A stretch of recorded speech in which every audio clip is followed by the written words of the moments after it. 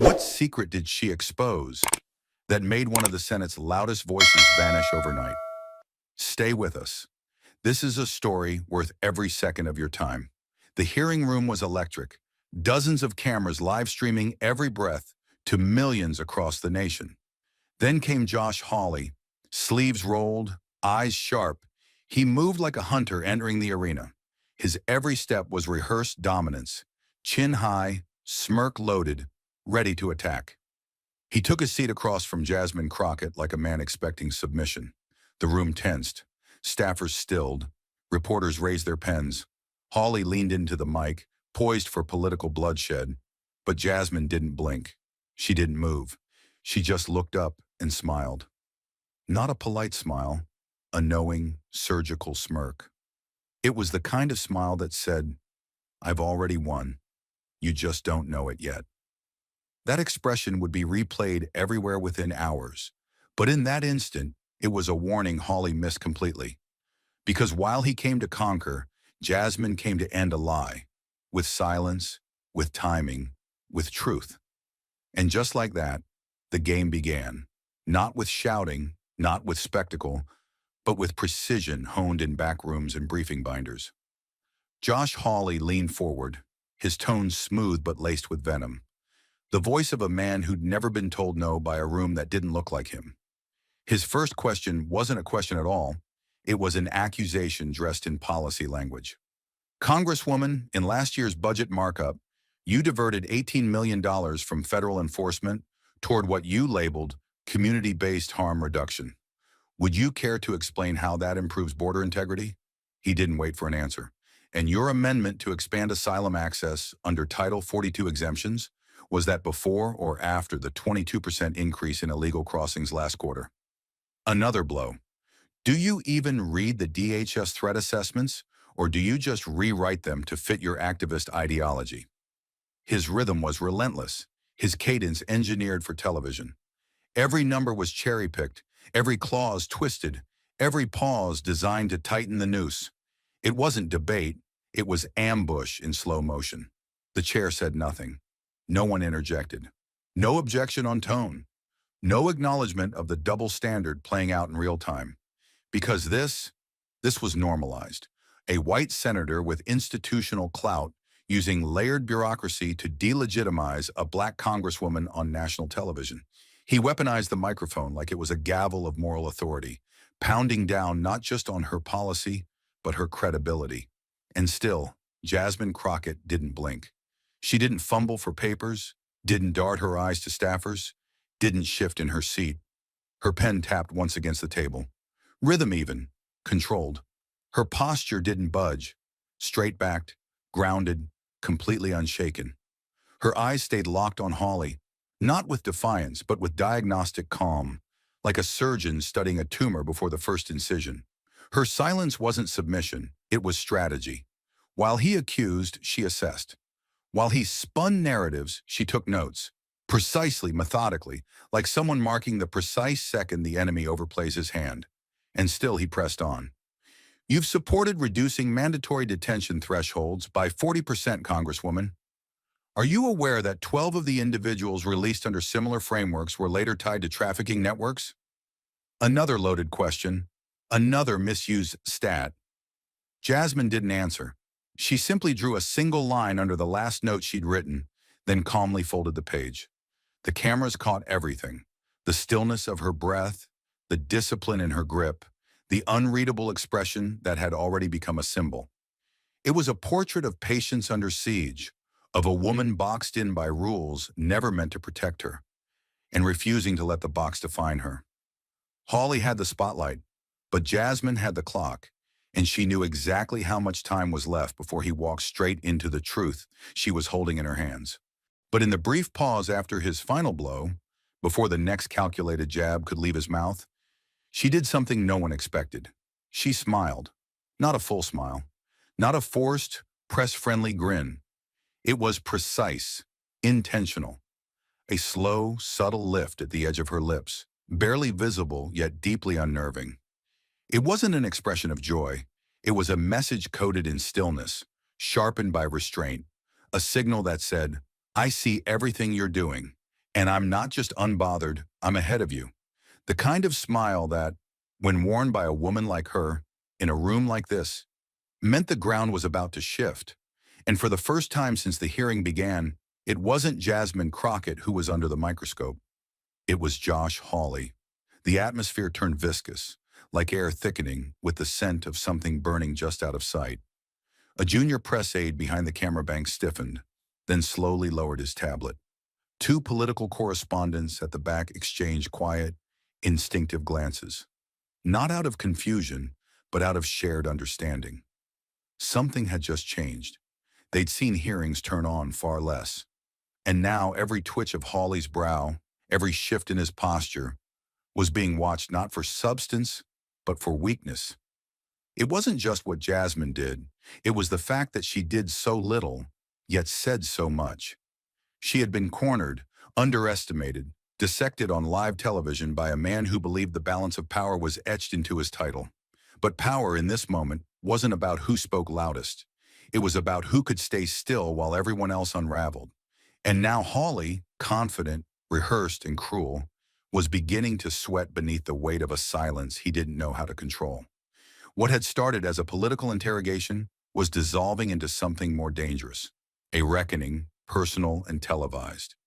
And while the chamber air turned brittle under Hawley's performance, Jasmine already held a deeper truth, one that wasn't hypothetical or rhetorical, but real, documented, and quietly ticking like a timed charge.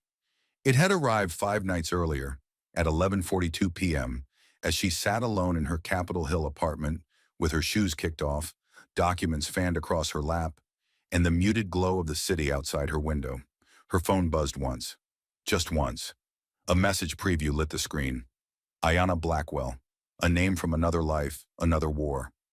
Ayanna had been her closest friend in undergrad, sharp-tongued, brilliant, now a rising force in venture capital out of Austin. Jasmine opened the text. It read, Jazz. You're gonna want to see this. And no, it's not a joke. Attached were two photos, low light, cropped from a rooftop vantage. But what they lacked in resolution, they made up for in gravity. Elon Musk, undeniably him, stood at the edge of a private rooftop gala, drink in hand, collar loosened, his focus entirely fixed on a woman beside him.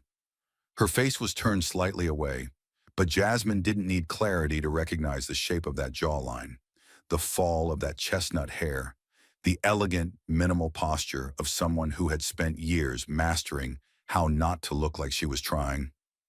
Bronwyn Lang, the wife of Senator Josh Hawley, and she wasn't just with Elon, she was into him. One hand rested gently on his wrist, her head tilted just enough, lips parted mid-laugh. The distance between them, non-existent. It wasn't posed, it wasn't polite. It was practiced intimacy, the kind you don't fake under camera lights unless you no longer care who's watching. Jasmine zoomed in slowly, her thumb steady on the glass, but her mind already racing. This wasn't scandal for scandal's sake. This was leverage. This was the fracture line behind a man who'd spent years framing her as undisciplined, untrustworthy, unfit to legislate. Hawley, who made speeches about biblical values and posted Christmas photos like propaganda, had no idea that his entire platform was now hanging by the thinnest thread. Bronwyn's gaze, frozen mid-laugh, at the wrong man, in the wrong city, at the wrong time. Jasmine didn't text back. She didn't panic. She simply stared at the image until it seared itself into her memory, because she understood the magnitude of what she'd been handed. In a town built on whispers and reputation, this wasn't gossip. This was a weapon, and Jasmine Crockett didn't wield weapons lightly. She didn't release the photos, not because they weren't explosive, because they were, but because she understood something Hawley never had to. When you live in a system built to discredit you the moment you push back, your most dangerous weapon is restraint. Jasmine Crockett knew that if those images came from her hand, they'd be twisted within hours. Headlines would shift from senator's wife in scandal to congresswoman orchestrates personal attack. She'd be called bitter, emotional, unhinged. 3 words men like Josh had used for years to silence women who spoke too clearly. So instead of firing the gun, She placed it gently on the table and walked away. She chose patience over provocation, precision over spectacle. She didn't need to ignite the fire. She just needed to open the window and let the wind carry smoke where it needed to go. Her first move was surgical, a quiet lunch with a policy editor from the Hill, someone with a reputation for discretion and an ear tuned to the frequency of unspoken truths. She let one sentence slip, laced in ambiguity. "Isn't it wild what shows up at private galas these days?" The editor raised an eyebrow. That was enough. The next day, she DM'd a podcaster she once mentored, a rising voice in Beltway media known for threading cultural gossip into political critique. Jasmine didn't send files. She asked a question. "You ever hear rumors about Bronwyn Lang and tech money?" A breadcrumb, nothing more. Finally, she called in her most unconventional asset, Miles, her youngest staffer, an expert in the dark arts of Twitter, Reddit threads, and Discord leaks. "There's chatter coming," she said. "Don't start it. Just watch it. Amplify the right whispers when they land." She didn't script the story. She let it write itself. Because Jasmine knew that in Washington, truth doesn't always roar. It spreads in looks, in rumors, in half-heard phrases between elevator doors. And when wielded properly, it doesn't just expose corruption. It makes the powerful destroy themselves. And while the machinery of gossip quietly churned beneath the surface of Capitol Hill, Josh Hawley continued striding through his week like a man wrapped in armor forged from his own delusions. The cameras still followed him. The op-eds still quoted him. He smiled for fundraisers, lectured on moral decay, and prepared for his next televised sparring match, completely unaware that the ground beneath him had already been mined. He thought he was the one holding the matchstick. He didn't know Jasmine Crockett had the blueprints to the entire building. She hadn't stumbled on the truth by accident. She had built the path to it. After receiving the rooftop photos, Jasmine had quietly reached out to a former law school colleague, now embedded at a boutique compliance firm in D.C., the kind of place that dealt in discreet document recovery and knew which questions not to ask. What she received back was chilling in its precision. Bronwyn Lang's full travel manifest for the previous month. 3 flights, all logged through Hawley's discretionary accounts. 1 trip to Austin, private carrier. No return flight. A secondary confirmation came from a car service registry, noting a black SUV dispatched from the tarmac to the Lauren Hotel. The same location tagged in the background of Ayana's rooftop shots. Jasmine didn't have to guess where Bronwyn had been. She had the metadata, she had the timestamps, and she had an unshakable narrative that fit like a lock clicking shut. She didn't relish what she found. There was no thrill in it, no glee. Just the cold, familiar weight of reality, the kind that only women like her were ever expected to carry without complaint. Because if the roles were reversed, if she were the one with a partner in scandal, it wouldn't be treated as political vulnerability. It would be her public execution. She would be dragged, humiliated, painted as unfit to lead before she ever had a chance to speak. But Hawley, he would be protected by the machine, until the machine could no longer deny what the whispers had become. Jasmine knew that moment was coming. She just had to wait, not for vengeance, not for spectacle, but for the exact second the mask he wore began to slip under its own weight. And when it did, she wouldn't have to say a word. The facts would do the speaking for her. The moment was precise, engineered by silence, sharpened by timing, and detonated by 7 words.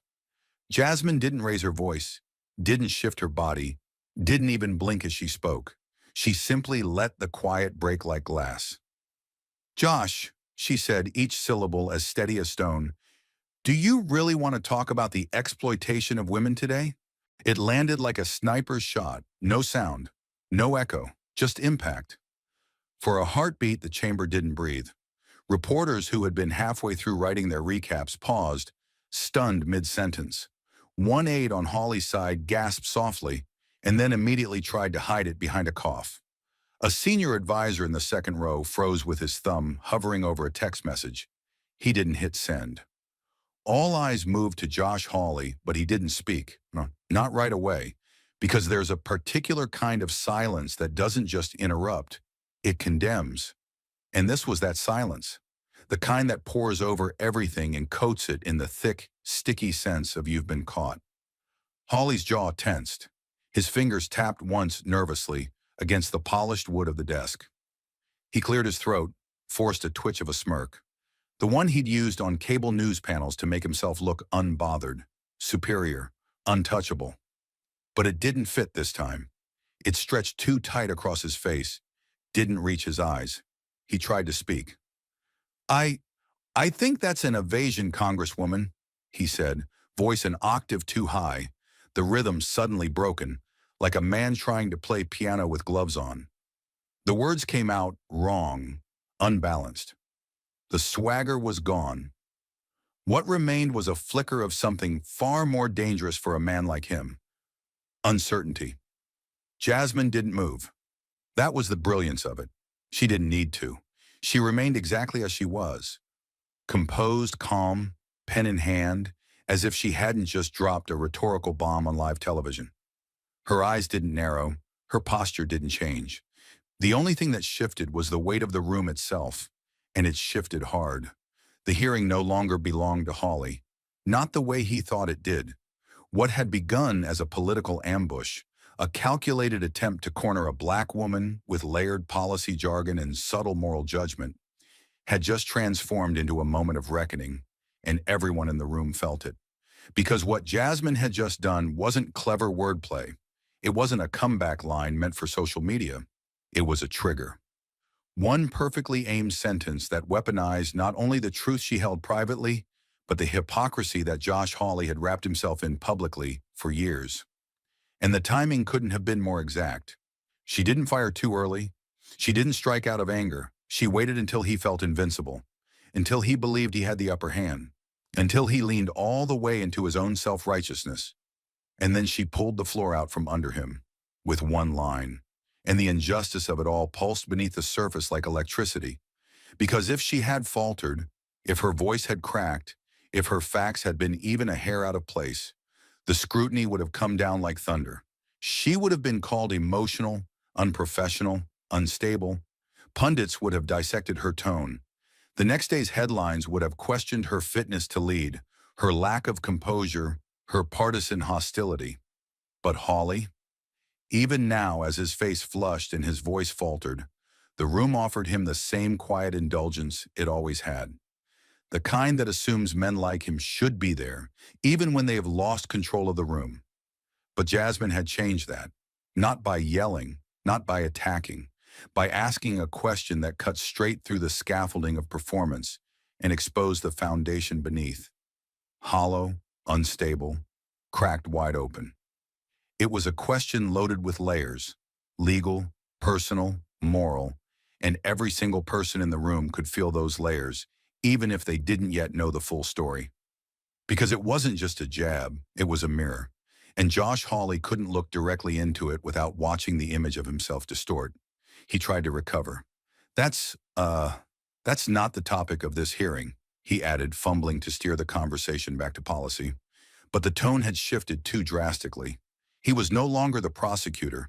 He was the man blinking in bright lights, wondering who turned the cameras on at the worst possible second. And the most damning part? Jasmine didn't even follow up. She didn't pounce. She let the silence expand. Let his own discomfort do the unraveling. Because she knew, better than anyone, that sometimes the most brutal blow is the one that comes without force. Just gravity. The cameras were still rolling. The feeds were still live. But in that precise minute, the public didn't need to hear any more numbers. They didn't need another graph. They didn't need another quote. They just needed to see the frozen expression on his face, the stillness of hers, the imbalance between volume and control.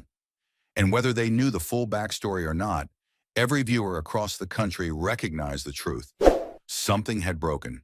And it wasn't her. It was him. And just as the silence began to rot into discomfort, Jasmine moved, not with anger, not with performance, but with the precision of someone who had waited for exactly the right moment. The moment when sound alone couldn't protect him, when the weight of truth would be heavier than any argument he could muster. She reached slowly into the inside pocket of her blazer and withdrew a small black USB drive. Nothing fancy, no label, no theatrics. She laid it on the table in front of Josh Hawley with the calm finality of a closing argument. Then, with both hands steady, she adjusted her microphone. Her voice didn't rise. It cut. "I think," she said, her tone surgical, "it's time I share something I've had for several days now. Something that doesn't just concern me, but every single person in this room, especially those who sit here pretending to be arbiters of morality." There was no response, no interruption, only breathless tension as she turned her laptop toward the central screen. One keystroke, and the room dimmed slightly as the monitors flickered to life. And then it appeared. Clear, undeniable footage projected in full resolution across the committee's digital display. A rooftop at night, the Austin skyline glowing behind the silhouettes of two people, Elon Musk, unmistakable in his signature swagger, and Bronwyn Lang, elegant in a navy silk dress, her posture leaning into him like gravity itself had chosen sides.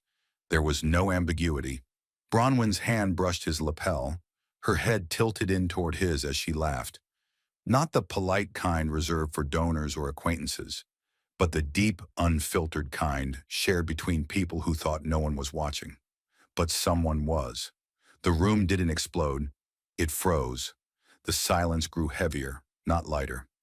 A low murmur broke out near the press benches as reporters began flipping open their laptops in near unison, the mechanical chorus of keys filling the dead air. One of the legal aides sitting 2 rows back stiffened, whispering into a phone with trembling fingers. Cameras panned slowly, carefully to Josh Hawley. He hadn't moved, but everything about him was different. His shoulders, once squared and rigid, had slumped by millimeters. His eyes were no longer on Jasmine. They were locked on the screen, unblinking. The smirk had vanished. In its place was a look Washington rarely ever captures in real time, the exact second a man realizes his armor's useless. Jasmine didn't smile. She didn't gloat. She didn't even look at him. Her focus remained on the screen, letting the images speak in the language that mattered most. Proof. It wasn't speculation. It wasn't a rumor she floated behind closed doors. It was evidence. Irrefutable. Undeniable. It was everything women like her were told never to rely on.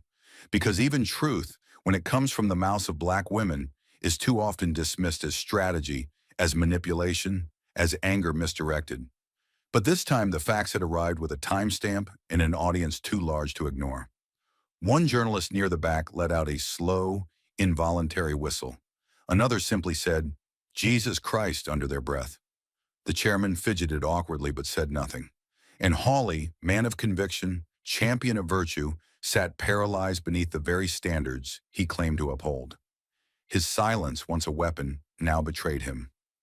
And Jasmine? She just sat there, the screen behind her pulsing with light, letting the weight of the moment fall exactly where it belonged. On him. And as the initial video still flickered in the chamber's air like a dropped torch in a dry forest, Jasmine didn't flinch, didn't pause, didn't let the weight of the moment rest. She pressed on, because this was not the climax. This was only the beginning of what she had brought to the table.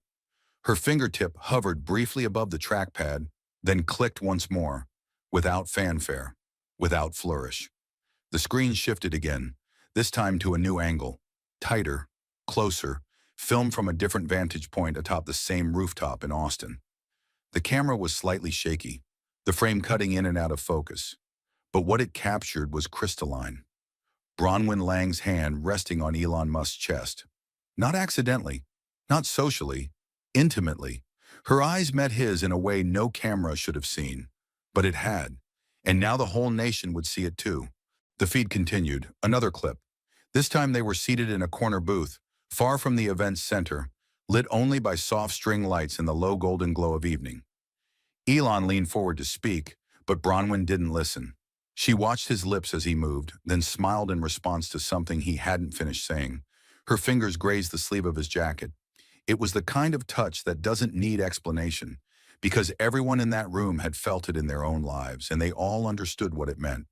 There was no plausible deniability left. No just friends. No, taken out of context. Not when the context had been delivered in high resolution, time-stamped, and stitched together with such clinical clarity. Then came the stills. Jasmine's cursor moved again, and a cascade of images unfolded across the screen like pieces of a puzzle that no longer needed solving. A photo of Bronwyn entering the hotel lobby with Musk beside her. No aides, no entourage. Another of them sharing a drink beneath the terrace awning, heads close, oblivious to the outside world. And then, the one that broke the room's composure entirely. Bronwyn reaching up to adjust his collar, and Elon watching her hand as if it were the only thing that existed in the universe. The atmosphere in the chamber changed from tension to suffocation. Jasmine didn't narrate. She let the silence devour what was left of pretense. She didn't need to explain.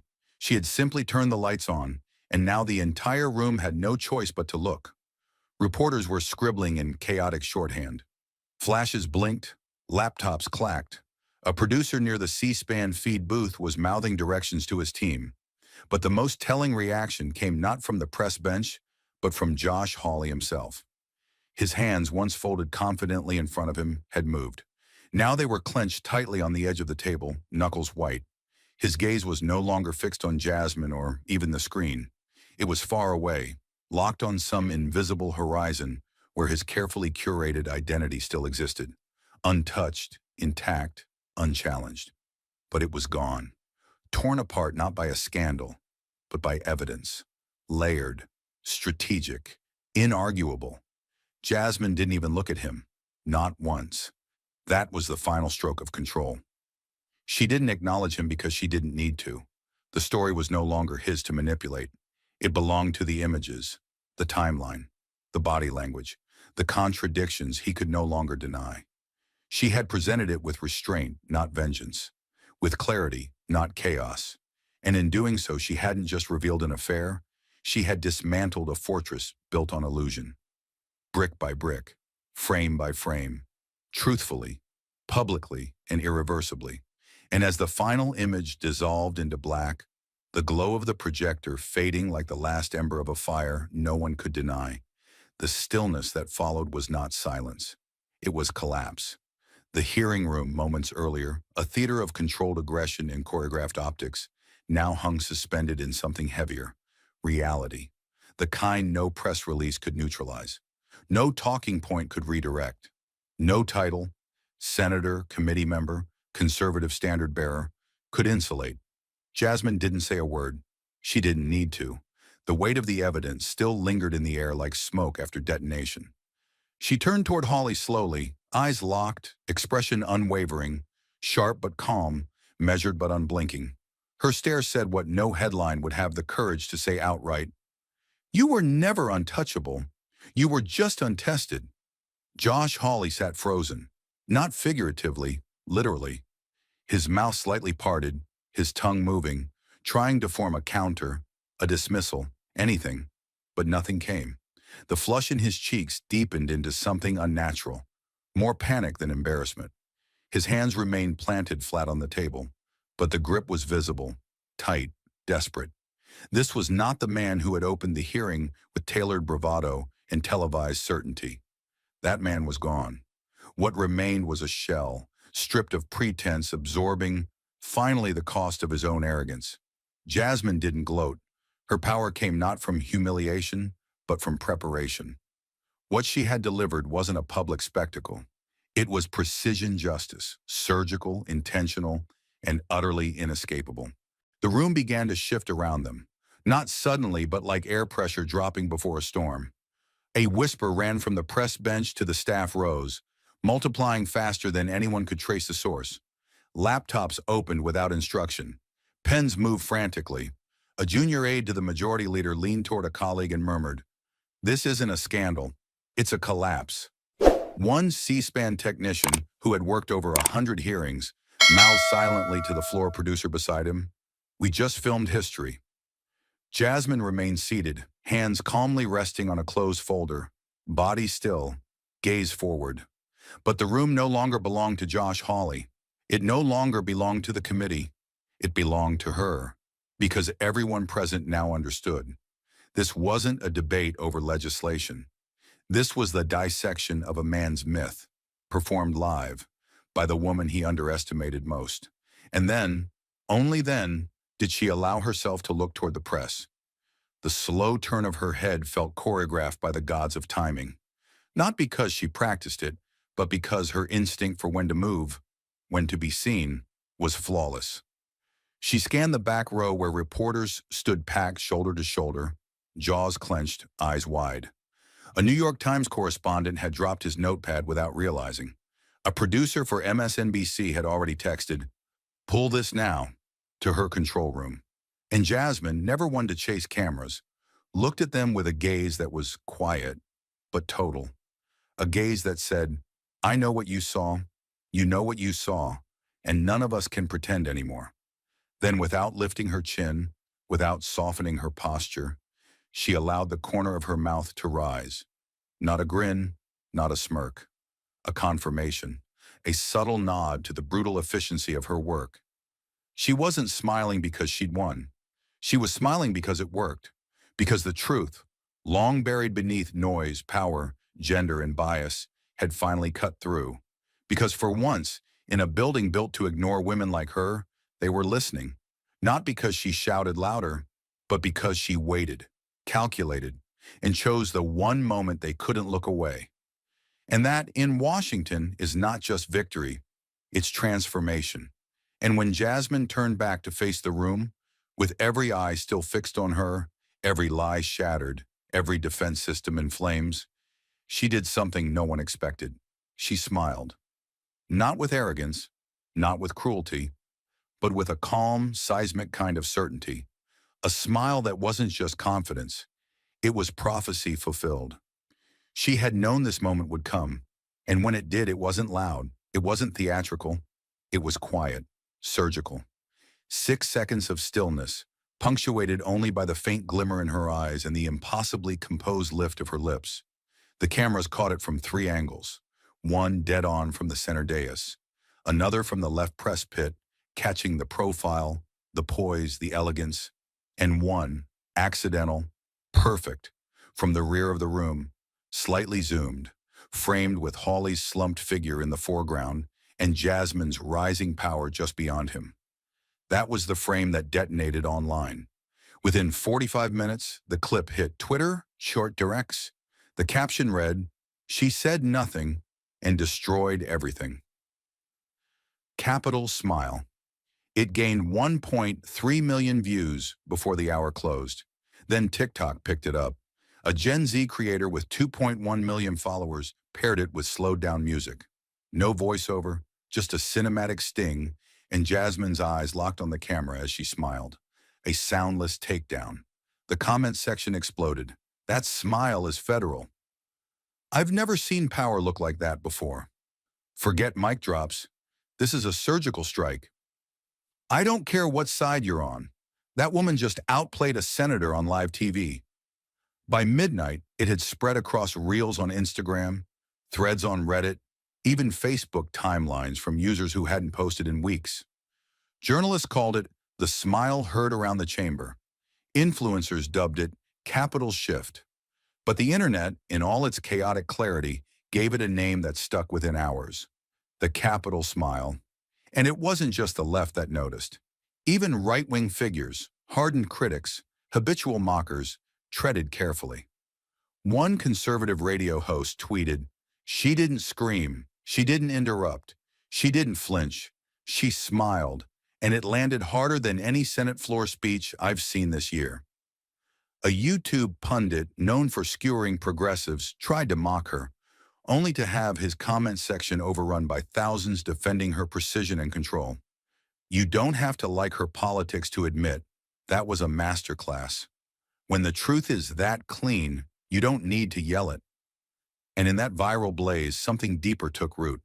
Because for decades, women like Jasmine, black, unapologetic, overqualified, had been told to sit small, talk soft, stay pleasant. Power had rules, and those rules were written by men like Hawley. Rules that rewarded force but feared stillness, that rewarded rage but feared clarity, that tolerated noise but trembled at silence. But Jasmine hadn't just broken those rules. She had refused to play by them entirely. That 6-second smile became more than a meme. It became a symbol, a shorthand. It showed up on t-shirts the next day. Graphic designers rendered it into pop art prints that hung in DC dorm rooms by nightfall. A college student in Atlanta turned it into a moving poster, projected across the library wall. The capital smile, looped in golden tone, with the words, "She didn't raise her voice. She just raised the standard." And beneath the viral surge, the system began to feel its own tectonic shift. Aides to senators quietly downloaded the clip and watched it on loop in silence. At least 3 political consultants reportedly texted their clients, "You need to prepare. That's the new playbook." Cable networks broke their rigid partisanship for once. MSNBC praising her tactical elegance, CNN calling it the most devastating 6 seconds in modern political optics, and even Fox News begrudgingly admitting, "Whatever you think of her, Jasmine Crockett just rewrote the language of televised confrontation." But the true impact? It didn't land in headlines. It landed in living rooms. It was in the email from a retired school teacher in Ohio who wrote, "I never believed someone could stand there. Take all that fire and win with a look. But I saw her do it. I'll never forget it." It was in the post from a single mother in Dallas who said, "I show my daughter that clip before school. Not because Jasmine Crockett yelled, but because she didn't have to." It was in the message from a young staffer on Capitol Hill. "I used to think you had to play along to stay here, that you had to swallow insults and just wait your turn. But she changed the air in that room. She changed what's possible. That's what no viral moment can fake. Not the views, not the shares, not the saturation, but the change in atmosphere, the unseen, unspoken moment when power finally shifts, when the rules of engagement no longer belong to those who wrote them decades ago." And Jasmine knew it. She never tweeted the clip, never posted it, never liked or acknowledged a single version of it. She let it live on its own. Let it move through the bloodstream of the country, through every timeline and group chat and headline, without ever claiming ownership. Because she didn't need to. The smile had spoken. It had said, "I came prepared. I waited. I let you underestimate me. And I finished you with 6 seconds and a closed mouth." That's what made it terrifying. Not the footage, not the scandal, not even the collapse of Hawley's posture or the unraveling of his voice, but the fact that Jasmine Crockett had shown the nation a new kind of confrontation, one that wasn't loud or cruel or performative, one that didn't seek applause, just clarity, one that didn't demand attention, just delivered consequence. And like any great political moment, it couldn't be controlled. It couldn't be spun or softened. It just was. A woman sat in a room she was never supposed to dominate, stayed quiet while a man tried to reduce her, then smiled and changed everything. That's why they called it the Capitol Smile, because it didn't just break a scandal, it broke the frame. But the true detonation came not from the chamber, not from Jasmine's smile, not even from the 6 seconds that turned into legend. It came the next morning, in the soft, quiet chaos of sunrise across DC, when inboxes overflow and screens light up with curated spin. A new kind of firestorm spread without warning. One by one, newsrooms that usually disagreed on everything ran the same headline, with only slight variations in tone or framing. Bronwyn Lang spotted with Elon Musk at multiple private events. Photos emerged linking Elon Musk and Senator Hawley's wife. Unusual appearances, Bronwyn Lang and Elon Musk seen together again. It wasn't loud at first. It didn't need to be. It was cold, surgical, no pundits shouting, no commentators theorizing, no wild speculation.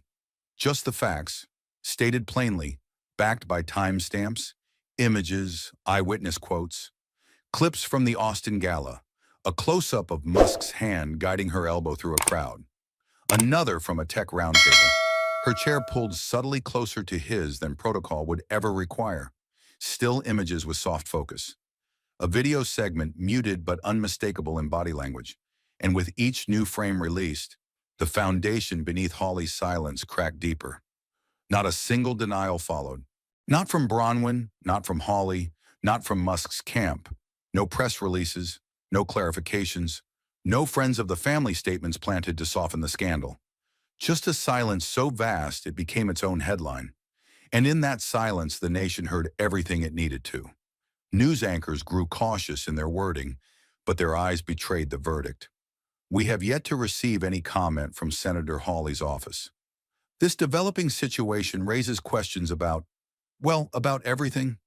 The proximity, the timing, the optics. These are not coincidences. In political warfare, silence is rarely neutral. And Jasmine knew it. She didn't gloat, didn't post, didn't grant interviews or bask in the uproar. She let the void speak for itself. She had done her part. Calm, calculated, devastating. Now the rest was simply gravity taking over. Because in this town, the only thing worse than being attacked is being abandoned by your own narrative. And Hawley? He was suddenly nowhere. Cameras scanned the hill for him, but his schedule went dark. He skipped morning interviews, missed committee updates, his social media feeds, normally bursting with firebrand quotes and self-righteous threads, stayed frozen in time. No explanation, no misdirection, no bluster, just silence. And in a city addicted to noise, that kind of stillness is fatal. Staffers noticed first. His chief aide, normally quick with press deflection, was spotted pacing the hallway, phone clutched in both hands, whispering sharp commands that no one seemed able to execute. Interns at Capitol press briefings murmured, "He's spiraling." One insider texted a journalist, "He's not even angry. He's just quiet." And that's scarier. By late afternoon, cable news networks had stopped waiting. They called it for what it was. CNN aired a split screen. On one side, Jasmine Crockett walking into a town hall, greeted like a head of state. On the other, Josh Hawley's Senate office. Closed blinds, locked doors. The Chiron read, "Impact after the smile." Hawley's office silent amid growing speculation. Then MSNBC followed with a panel. What Hawley's silence says and what it can't defend. Even Fox News, usually loyal to the last breath, posed the question aloud. If it's not true, why not deny it? If this was all manipulation, where's the pushback? If he was blindsided, why not say so? But the most brutal coverage wasn't from the press. It was from the public. On social media, Americans, ordinary voters, worn down by years of polished hypocrisy, watched the scandal unfold with chilling clarity. One tweet, liked over 600,000 times, said, "He crucified women for standing up." Jasmine didn't raise her voice. She just told the truth. And now he's vanished. Another, "The man who lectured America about moral decay couldn't survive 6 seconds of accountability." And another paired with Jasmine's infamous smile. This is what integrity looks like when it stops asking permission. By the end of that first 24 hours, every major political strategist in Washington had rewritten their client briefing notes. Because this wasn't just a leak. It wasn't just a rumor. It was a shift. Jasmine hadn't just exposed an affair. She had exposed imbalance. She had cracked the illusion that power insulated the truth. She had reminded everyone watching, young staffers, old reporters, single moms, college students, that timing isn't everything. Preparation is.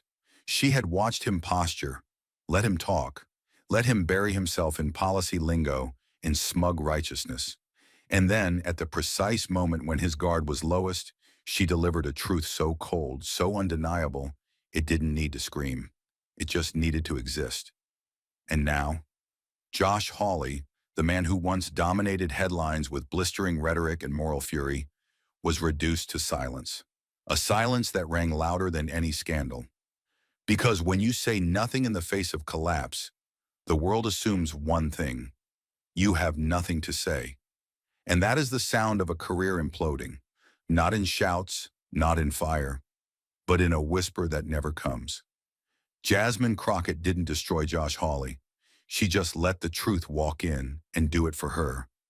And while the Capitol outside buzzed like a struck beehive, while news anchors clashed live, while hashtags trended faster than anyone could track, inside Jasmine Crockett's office, the air was eerily still. The blinds were halfway closed, soft gold sunlight slicing through like spotlights on a stage set for a final scene. The door had been locked from the inside. Phones were on silent. Outside the hallway, press interns raced between offices. But inside this room, where the plan had been born and executed with brutal precision, no one moved for a long while.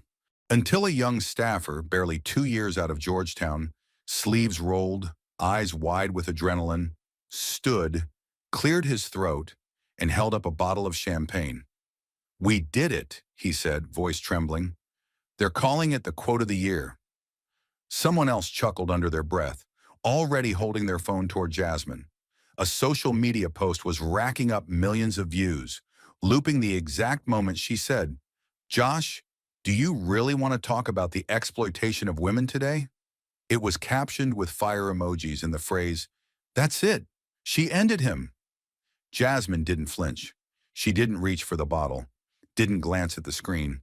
She just stood from her chair slowly, the weight of what she had just done settling across her shoulders like a tailored cloak. Her eyes, steady, focused, swept across the room, across the faces of young aides who looked at her now like she'd become myth. And then she said calmly, almost too softly to hear, "Put it away. This isn't a celebration." The room went still. A cork that had been half loosened was quietly resecured. The fizz in the air dissipated. One of the older aides, someone who'd worked through 4 administrations, nodded once, as if he'd been waiting for her to say exactly that. "This isn't a victory," she said louder this time. Her voice didn't shake, but it carried a gravity that pulled everyone's gaze in like a vacuum. "This is a warning shot." She didn't need to raise her voice because every syllable landed like a drumbeat. Not one staffer reached for their laptop. Not one aide dared tweet a thing. All of them, even the most junior, knew what she meant. She wasn't reveling. She was resetting the tone. Because what had just happened in that hearing chamber, what had detonated across the airwaves, wasn't just a scandal. It was a reckoning. And Jasmine, despite being the match that lit the fuse, refused to treat it like a bonfire to warm her ego. The room shifted from giddy celebration to sober awe. Someone whispered, "But they're already calling for an ethics review of Hawley's conduct." "We could," Jasmine cut in sharply, not unkindly, but with finality. "That's not why we did this." A pause. "We did it to remind them, all of them, that if you play games with truth long enough, truth starts playing back." From a corner of the room, a young woman with thick glasses asked what everyone else was too nervous to. "Should we prepare a press response in case something leaks?" Jasmine's lips curved, not into a smirk, not into smugness, but into something colder, wiser. She walked to the center of the room, lifted her eyes slowly, and with a tone wrapped in iron said, "Leaks?" Then she shook her head once, sharply. "No one leaked anything. He exposed himself." That line, those 6 words, sliced the air cleaner than any headline. He made himself the story. All I did was let him speak. A silence thicker than any in the hearing room settled now inside her office. And this time, it wasn't fear, it was reverence. Because Jasmine Crockett hadn't just defeated an opponent, she had demonstrated discipline. She had resisted the bait, the urge to go viral before the story was ripe. She hadn't screamed, hadn't performed. She had waited, prepared, then acted, not for revenge, but for justice. And now she stood there, not as a victor, but as a warning. One aide whispered to another, "She just became untouchable." But Jasmine heard it and didn't smile. Instead, she turned to the whiteboard near her desk. It still held the original strategy notes, scrawled timelines, red arrows, initials, circled names. Hawley's name was underlined 3 times. A date next to it marked the day she got the photos. Another noted when she contacted the ethics attorney. Another, "Whistle number 3 confirms alibi." She stared at it for a long time.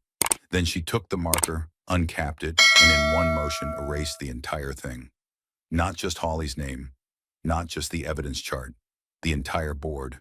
Because this wasn't about Hawley anymore. It was about what's next. and she didn't want anyone thinking the mission was complete just because the first wall had cracked. Across the room, someone murmured, "So what now?" Jasmine turned to them, her voice calm again, but still coiled, like a bowstring drawn, but not yet released.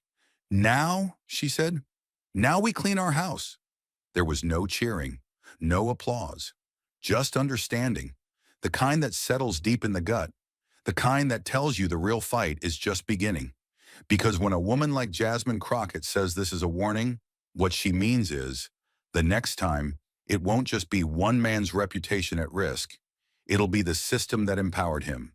And in that moment, with the champagne still unopened and the room silent, every aide in that office knew something had changed, not just for Jasmine, but for all of them, for everybody watching, for the very balance of fear and accountability on Capitol Hill. Because the truth had shown up, and it had chosen a vessel, not a perfect one, not a polished one, but a prepared one. And when Jasmine finally walked out of the office, flanked by silence, one intern whispered words that would appear in 3 op-eds the next morning. That wasn't a scandal. That was a standard being reset. And just like that, the storm that Jasmine had silently steered reached landfall. What began with a folder on a table had now ruptured the very foundation of Josh Hawley's political fortress. No headlines were needed to explain what followed, only the silence that came afterward. In the days after the hearing, Hawley vanished from the public eye like a general retreating from a battlefield scorched by his own arrogance. The cameras that once clamored for his attention found nothing but closed office doors, unanswered press inquiries, and rumors whispered in Capitol Hill hallways. His social media accounts fell eerily quiet. No videos, no statements, not even a denial. And in politics, silence is the loudest confession. One by one, his surrogates began to distance themselves, some issuing vague statements about reevaluating leadership, others deleting posts and pretending they were never close to him. It was as if the entire machine he had built on rhetoric, confidence, and sharp suits had short-circuited, burning itself from the inside out. The most brutal blow came from his donors. Major political action committees began retracting endorsements, pausing fundraising events, and worst of all, cutting the checks short. Emails leaked from his finance team revealed desperate subject lines: crisis strategy, urgent brand damage, and the chilling options for early exit. Hawley's flagship advocacy group, once a titan of conservative influence, quietly removed his name from its leadership page. Staffers were told to update branding to reflect internal restructuring. But everyone knew what that meant. He was toxic now, a liability, a symbol of what happens when unchecked power meets quiet precision. In Missouri, his home base, political allies began publicly debating potential replacements. Even longtime loyalists, mayors, governors, former colleagues, started expressing concerns. One major conservative radio host who once hailed Hawley as the future of American populism delivered a chilling monologue. When the light hits the cracks, what you thought was solid turns to dust. And we've seen dust. Meanwhile, Jasmine Crockett didn't tweet. She didn't post celebratory statements. She didn't leak follow-ups to the press. She simply returned to work. Her silence was not avoidance. It was strategy. The proof had already detonated. All she had to do now was wait for the smoke to clear and let the wreckage speak for itself. Even as Josh Hawley's silence deepened and his political empire crumbled in real time, the story had already moved on. But not in the way the media expected. There were no victory laps from Jasmine Crockett, no grand declarations. Instead, something quieter, more powerful, began to ripple outward. From dorm rooms and debate halls to policy forums and school libraries, young voices started to stir. On a rainy Thursday morning, tucked among thick folders of policy drafts and hearing notes, a plain envelope slid across Jasmine's desk. Handwritten, no return address. Inside was a letter from a coalition of university students studying law and public policy. It was raw, unfiltered, not polished for PR. One line stood out, underlined in thick black ink. The way you held your silence when you could have screamed. That's when we finally felt seen. Jasmine held the page in both hands, as if it were more fragile than paper. Her eyes didn't well up, but something shifted in her breath. That kind of letter didn't ask for change. It thanked her for being the change. She didn't read the letter aloud to her staff. She didn't post it on social media. She placed it neatly in a drawer she rarely opened, next to a photograph of her mother and an old bronze key that belonged to her first debate podium. Symbols, reminders, roots. Because some victories are not broadcast. They're whispered, passed down, lived through.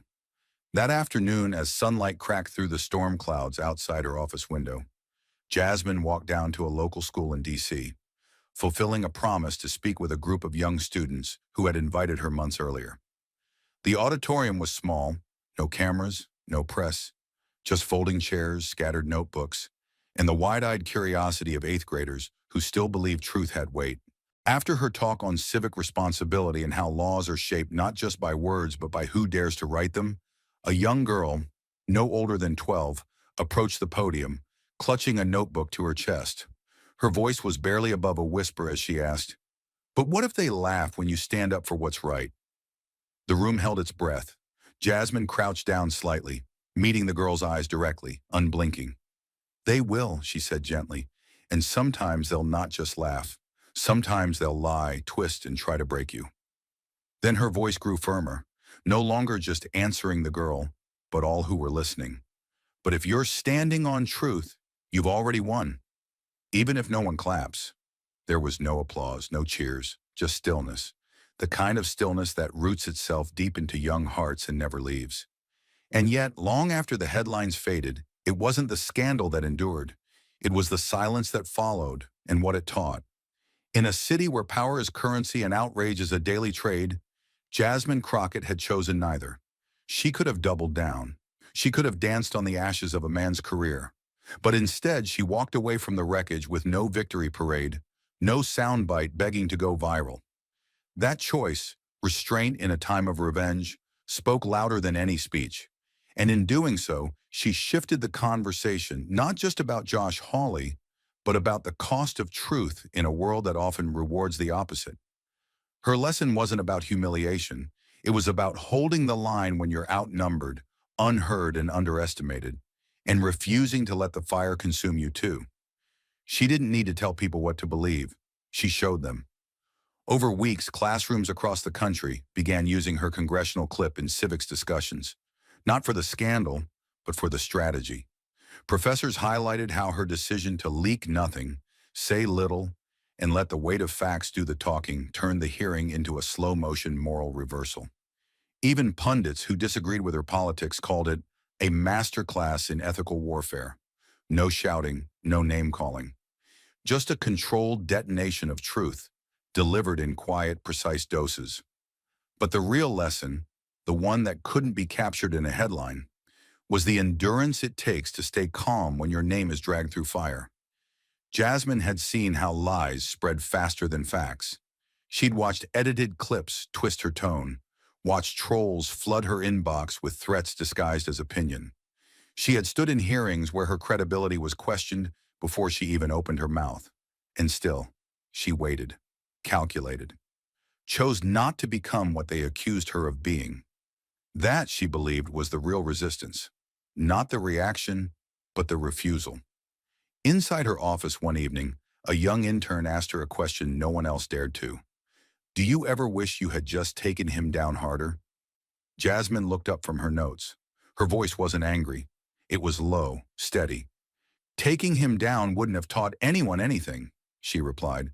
"But showing them how a lie unravels itself, that sticks." She tapped the folder still sitting on the edge of her desk. Unopened. Unused. Inside were stills, emails, full transcripts, enough to ignite a media firestorm, but it never left the drawer. Because power, she had learned, wasn't in exposure. It was in control. The cost of that control was real. Some said she missed her moment. Others claimed she went soft. But Jasmine knew something they didn't. Revenge is momentary. Integrity lasts. It's what gets whispered in locker rooms, passed in folded letters, etched in the memory of kids watching from home who've been taught that screaming is the only way to be heard. Her message was simple, brutal in its elegance. You can win without screaming. You can hurt without hating. and you can still stand, especially when no one claps. A month later, at a leadership summit in Philadelphia, she stood before a room of exhausted organizers and quietly shattered the myth of the strong black woman always having to roar. Strength, she said, is not volume. It's endurance. It's knowing when to fight and when to let the truth walk into the room by itself. Her voice didn't tremble. The crowd didn't cheer. They rose, slowly in unison, not because they'd been dazzled, but because they'd been seen. Jasmine knew injustice wasn't always a sharp blow. It was sometimes 1,000 paper cuts. It was being called angry for raising your voice, calculating for lowering it. It was watching men like Hawley weaponize morality while hiding behind carefully managed facades. But what she'd exposed wasn't just a scandal. It was the fragile ego of men who built careers on being untouchable. Her lesson? That ego only breaks in silence.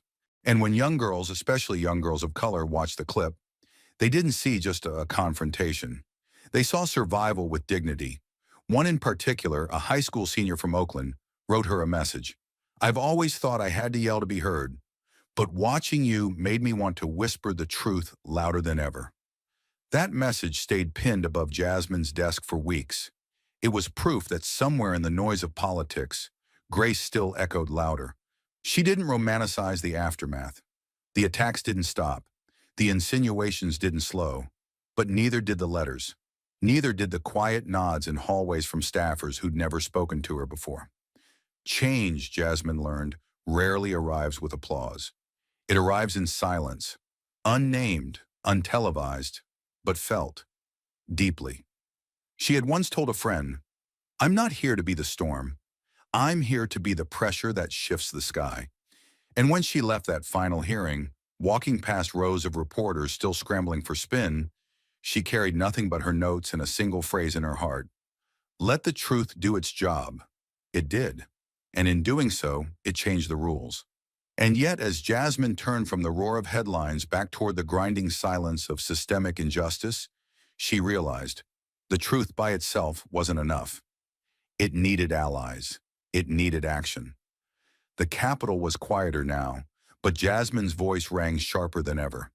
Standing at the same podium where she had once been interrupted, diminished and mocked, she faced the press, not to declare victory, but to issue a warning. "This wasn't just about Josh," she said, her tone cutting through the heavy air like a blade. "This was about what we tolerate, what we normalize, and what we're no longer going to ignore." Behind her, a screen flickered with faces, not politicians, but everyday people, whistleblowers, teachers, nurses, organizers. Each had paid a price for telling the truth. Each had been gaslit, silenced, or made invisible. Jasmine didn't list laws. She listed names. She didn't talk policy. She talked pain. The room leaned forward, not out of curiosity, but out of conscience. She raised her hand and paused, letting the weight settle. If you're tired of watching people like me get interrupted in rooms we were elected to speak in, stand up. If you're tired of seeing the rich weaponize morality while dodging consequences, stand up. If you're tired of being told to wait your turn while the same people stay in power, lying with clean smiles and empty prayers, then don't wait. Her voice didn't rise in anger. It rose in clarity, like a siren through fog. "I don't need applause. I need backup." That one sentence cracked through the cynicism. Across the country, people who had only watched politics passively now saw themselves drafted into something deeper. Not a campaign, not a party, a reckoning. Then came the final line, measured, lethal, unforgettable. "The truth will keep fighting, with or without you. But if we fight together, it doesn't stand a chance of losing." No dramatics, no cue for music. Just a woman who had been lied about, dismissed and targeted, and who still stood tall with fire in her eyes. Jasmine Crockett didn't ask for permission. She gave direction. And for the first time in a long time, people didn't just hear a speech. They heard a call, and this time they answered. Thank you for watching until this moment and for standing with us on this journey for justice. Your support means everything. Like, subscribe, and turn on notifications so you never miss what's next. And we'd love to hear your thoughts. Leave a comment below and let us know what moved you most in this story. Together, our voices make a difference. At 9 a.m., inside a packed congressional chamber, Jasmine Crockett and Lauren Boebert took their seats on opposite sides of a fierce debate over public health policy. What began as a hearing on vaccines and government response quickly spiraled into a national flashpoint as Crockett confronted deadly misinformation head-on, while Boebert pushed back with a so-called leaked email. Then came the turning point: emotional testimony, a shattered lie, and Crockett's voice cutting through the noise with unshakable force. Over 17 million Americans watched live as truth clashed with spectacle, and one woman refused to let silence win. In a country drowning in political theater, what does it take for truth to break through? And who's willing to stand alone to defend it? Stay with us. This is a story worth every second of your time. At exactly 9:03 a.m., the Capitol's East hearing room lit up like a war zone. 17 cameras rotated slowly into place, blinking red as the airwaves opened to over 11.2 million live viewers nationwide. The walls, usually bare and bureaucratic, now trembled under the pressure of a hearing no one expected to be calm. This wasn't just about policy, it was about power, trust, and the ghosts left behind by a virus that had already claimed over 1 million American lives. The title on the central screen read, "Public Health Policy in the Age of Crisis, Transparency, Freedom, and Responsibility." Beneath that cold formality sat two women, one calm and composed, the other fire-forged and ready for chaos. Congresswoman Jasmine Crockett, flanked by binders of CDC data and photographs of victims from underfunded communities, carried the quiet weight of truth. Across from her sat Lauren Boebert, grinning slightly, armed not with facts, but with slogans, and the defiant energy of a woman who had never known the taste of consequence. The silence before the opening gavel was the kind that only comes before a storm. And in that storm, America would be forced to choose truth or theater. The silence that followed felt like a taut wire waiting to snap, and Lauren Boebert, with a gleam in her eye, was the one tightening it. She leaned toward the microphone, her voice sharp as a blade, slicing through the chamber with a chilling certainty. Let's call it what it was. COVID was never a crisis of health. It was a manufactured excuse for government control. Gasps rippled through the back rows. Boebert didn't pause. And these so-called vaccines?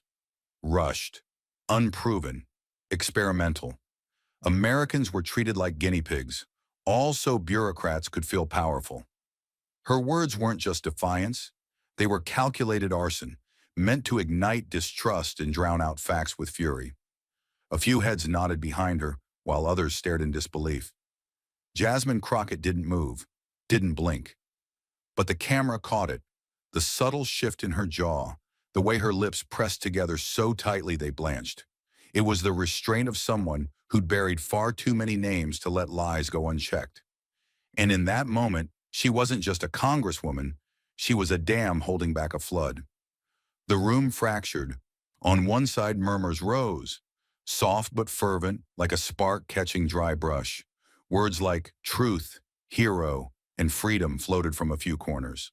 On the other, stunned silence. Public health experts sat frozen, pens still in midair, lips slightly parted as if trying to process whether they'd really heard what they just heard. A woman in the press box slowly removed her glasses, eyes wide. Boebert smiled, satisfied, like a match proud of the fire it started. But across the table, Jasmine's stillness was volcanic, because what Boebert framed as rebellion, Jasmine knew as betrayal. Betrayal of nurses gasping behind fogged-up face shields. Betrayal of mothers who buried children they couldn't even hold. The unfairness was deafening, not just the distortion of truth, but the ease with which someone like Boebert could dismiss reality and walk away applauded. The question wasn't whether Jasmine would respond. The question was how, and how hard. The silence after Boebert's final declaration didn't dissipate. It calcified. It sat like a stone on every chest in the chamber, heavy and disorienting. Jasmine Crockett had waited. She had let the lie unravel itself in real time. And now, like a scalpel drawing its first line across infected flesh, she spoke. Low, deliberate, and devastating. "Tell me something, Congresswoman," Jasmine said, slowly leaning into her mic. Her voice was steady, but it carried an edge sharp enough to strip paint. "Where did you earn your medical degree?" The words weren't shouted. They didn't need to be. The impact came not from volume, but from the precision, like glass cracking under pressure. All eyes snapped to Bober, whose smirk faltered for a breathless second. Because in this room, we're dealing with lives, not likes. And I'd like to know how a woman with no clinical training feels entitled to override the data of tens of thousands of epidemiologists, virologists, and public health scientists. There were no gasps this time, just the stillness of impact, the kind that falls when someone finally says what others were afraid to.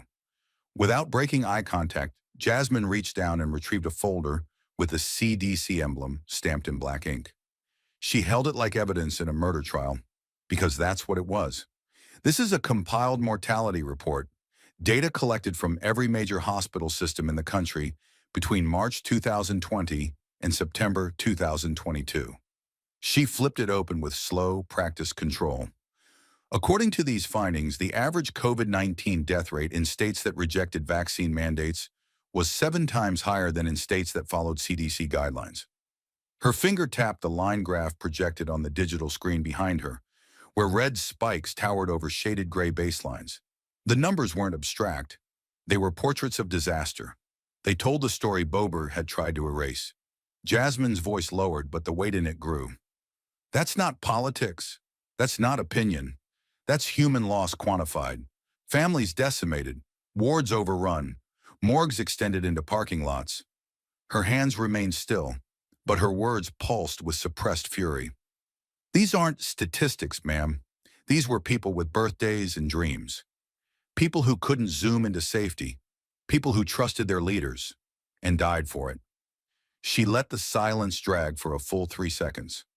"So no," she continued, her voice sharpening like ice. "This isn't a place for conspiracy theory cosplay. This is a place where truth is supposed to matter. And the truth is, your words cost lives." The injustice was no longer abstract. It was measured, documented, named.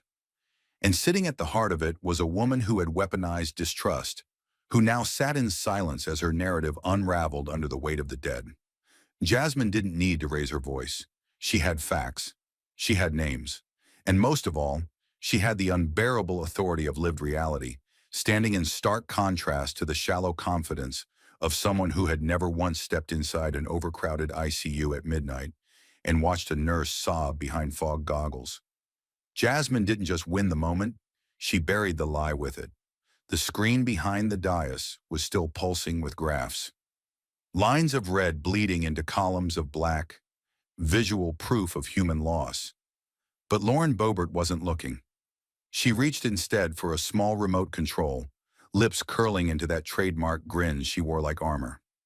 A quiet beep echoed as the screen flickered, cutting from data-backed reality to a grainy video. "Let's try something real," Boebert said, pressing play. Instantly, a dimly lit YouTube clip filled the display. A man with a backwards ball cap and oversized microphone stared into the lens with wild eyes and caffeinated urgency. "They want you scared, people," he shouted, his voice trembling with performative conviction. "Hospitals were paid to label everything as COVID. The jab, it's poison. Big Pharma runs DC now. Wake up." The logo in the corner, Unchained Patriot Vibes, spun like a punchline.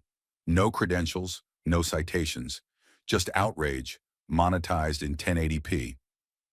Jasmine Crockett stared at the screen, lips slightly parted in disbelief. Not at the content, but at the audacity. For a second, she said nothing.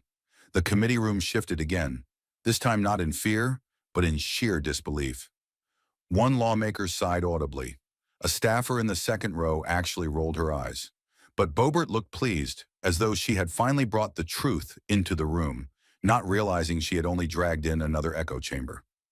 Jasmine slowly leaned forward, adjusted her mic, and allowed herself a brief, clipped laugh. Not from amusement, but from the absurdity of what she was witnessing. Then, with pinpoint calm, she delivered the sentence that would ricochet through social media within minutes. "I asked where you got your medical degree," she said, the corner of her mouth twitching in restraint. Not which YouTube rabbit hole you tripped into before breakfast. The room cracked, one short burst of laughter from a gallery member, immediately silenced by the chairman's gavel. Bobert's smirk faltered. Jasmine didn't wait. Her tone shifted, steel replacing silk. This is what you brought to the table? A man with a ring light, a Venmo QR code, and a 12-minute rant about government lizard people? Her voice dropped, not in volume but in gravity.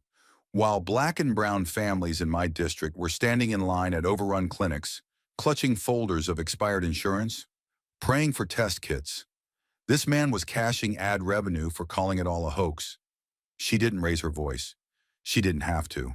The weight of what she said flattened every smirk in the room. This is the insult, she continued, eyes locked on Bobert now. Not just to science, not just to the dead, but to the very idea that truth still has value in this chamber. Her hands remained still on the desk, palms flat, as if holding the entire chamber in place. You can wave videos around like weapons, but they don't change the facts. They don't unbury the dead. That was the wound laid bare, the unbearable injustice of watching trauma dismissed by someone who had never carried it. Jasmine had come prepared for a hearing. What she'd walked into was a circus, and now she was setting fire to the tent. The room was still recovering from the sting of Jasmine's dismantling of Bobert's YouTube stunt when the screen behind her changed again. This time not with sarcasm, not with graphs, but with death. No sound, no animation, just a single black title card in stark white font. Wilcox County, Alabama. The room seemed to dim, not from lighting, but from gravity. The first image faded in. A young man, no older than 25, standing beside a broken-down pickup truck, his Walmart name tag still clipped to his chest. Then came another, an elderly woman smiling beneath the steeple of a modest red-brick church. Then another, a mother of 3 holding a birthday cake that read, Javon turned 7. One by one they came, 43 faces, 43 names, and the date of each death scrolling beneath. March 2021, April 2021, June, July, September, all within the span of 8 months, all unvaccinated, all gone. Jasmine didn't speak right away. She waited until the last image held on screen, a group photo at a church picnic, 6 of whom were later buried in the same week. Then her voice returned, measured, low, not performative but personal. Wilcox County has just under 10,000 residents, she said. It's one of the poorest counties in Alabama. You won't find a hospital with an ICU there. You won't find mobile vaccine clinics. What you will find is graves. Her eyes moved deliberately across the committee members, landing briefly on Bobert, who now sat noticeably stiffer. These people didn't die because they were reckless. They died because access to truth didn't reach them in time. And while some were out here calling public health a hoax, this community was running out of oxygen, literally. She placed both hands on the table. The screen behind her froze on the image of a smiling grandmother named Loretta Mayfield, age 63, who died on her front porch waiting for an ambulance. Jasmine's jaw tightened, but her voice didn't waver. We've heard a lot today about personal liberty, about the right to reject science, about the freedom to ignore doctors. But let's be clear. She paused not for effect, but because the next line required absolute clarity. Personal freedom does not mean the right to push someone else into a grave. The words rang out with the finality of a verdict. No one dared move. Even the usual background rustle, papers shifting, aides whispering, was gone. 2 Republicans stared down at the table. One female staffer wiped her eyes subtly. A camera zoomed in on Bobert's face, but she wasn't looking at the screen anymore. She was looking past it, jaw clenched, hands fidgeting under the table. Jasmine didn't gloat. She didn't blink. Because this wasn't about winning. It was about forcing the room to reckon with what had been so casually ignored. The injustice wasn't just in who died. It was in how easily their deaths had been erased by politics, memes, and slogans shouted into cameras. And now for one moment, those erased were seen, counted, grieved. The images of the dead were still glowing behind Jasmine. 43 lives reduced to silence, when the tension in the room snapped like a brittle wire. Lauren Boebert, eyes blazing and voice tight with fury, slammed her hand flat against the table, the sound echoing through the hearing room like a rifle crack. "You don't get to lecture me about freedom," she spat, rising slightly from her seat, her chair scraping loudly against the floor. "You don't own the Constitution. You don't get to decide whose liberty counts." Her voice wasn't just angry. It was desperate, unraveling. "I represent people too, and they don't want to be ruled by fear. They don't want to be told what to put in their bodies. That is tyranny, not policy." Every eye in the chamber locked onto her, some with disgust, some with alarm. But Jasmine didn't move. Her hands were still flat on the table, her breath steady, anchored by years of standing in rooms where truth came second to volume, where pain, especially black pain, was ignored, then politicized, then erased. She let the echo of Bobert's outburst hang there a beat longer, filling the room like smoke in a closed space. Then slowly she sat back in her chair, turned her head just slightly, and met Bobert's glare with something colder than anger. Clarity. "Your freedom," Jasmine said, her voice low but carved in stone, "ends where someone else's breath begins." The sentence didn't rise, it landed, like the quiet drop of a stone into deep water. No splash, just pressure, the kind that lingers, the kind that drowns. A gasp came from somewhere in the gallery, hushed immediately by the weight of what had just been said. Jasmine leaned in slightly, eyes never leaving Bobert's. "Because what you're calling freedom," she continued, voice tightening like a noose, "is the privilege to ignore the consequences you'll never have to face. You walk into rooms like this and preach about liberty while others bury their children. That isn't bravery. That's abandonment wrapped in slogans." The room didn't breathe.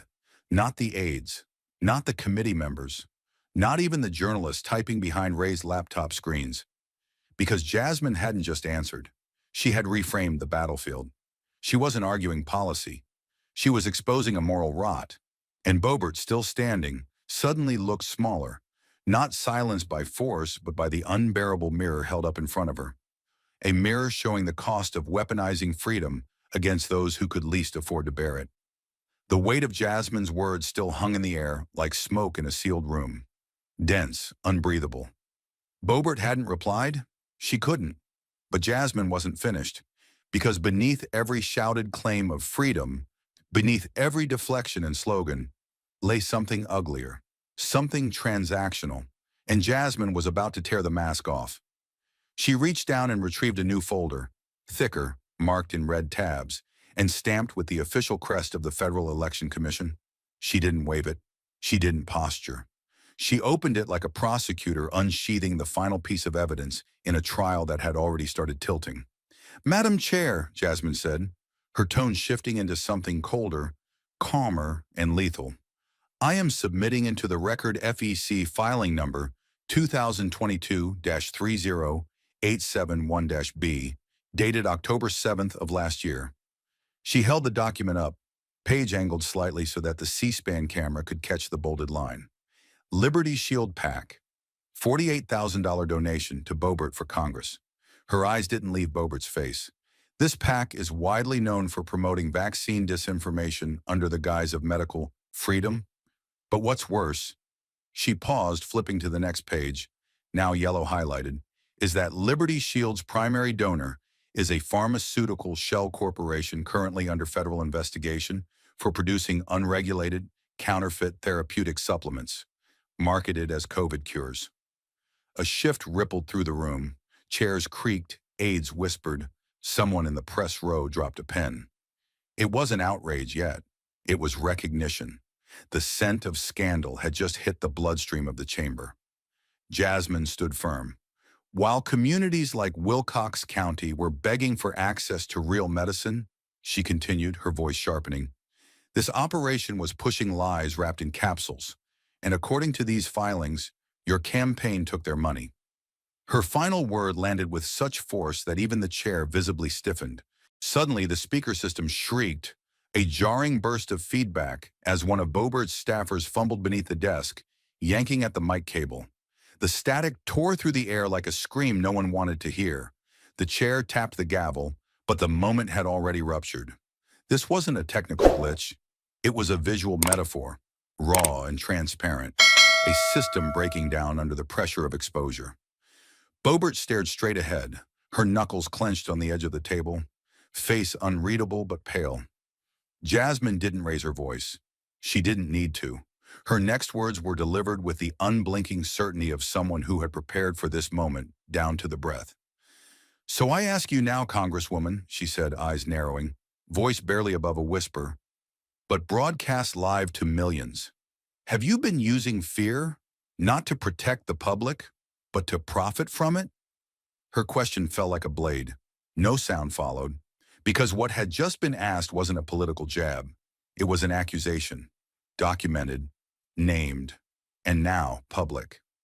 The room had already shifted.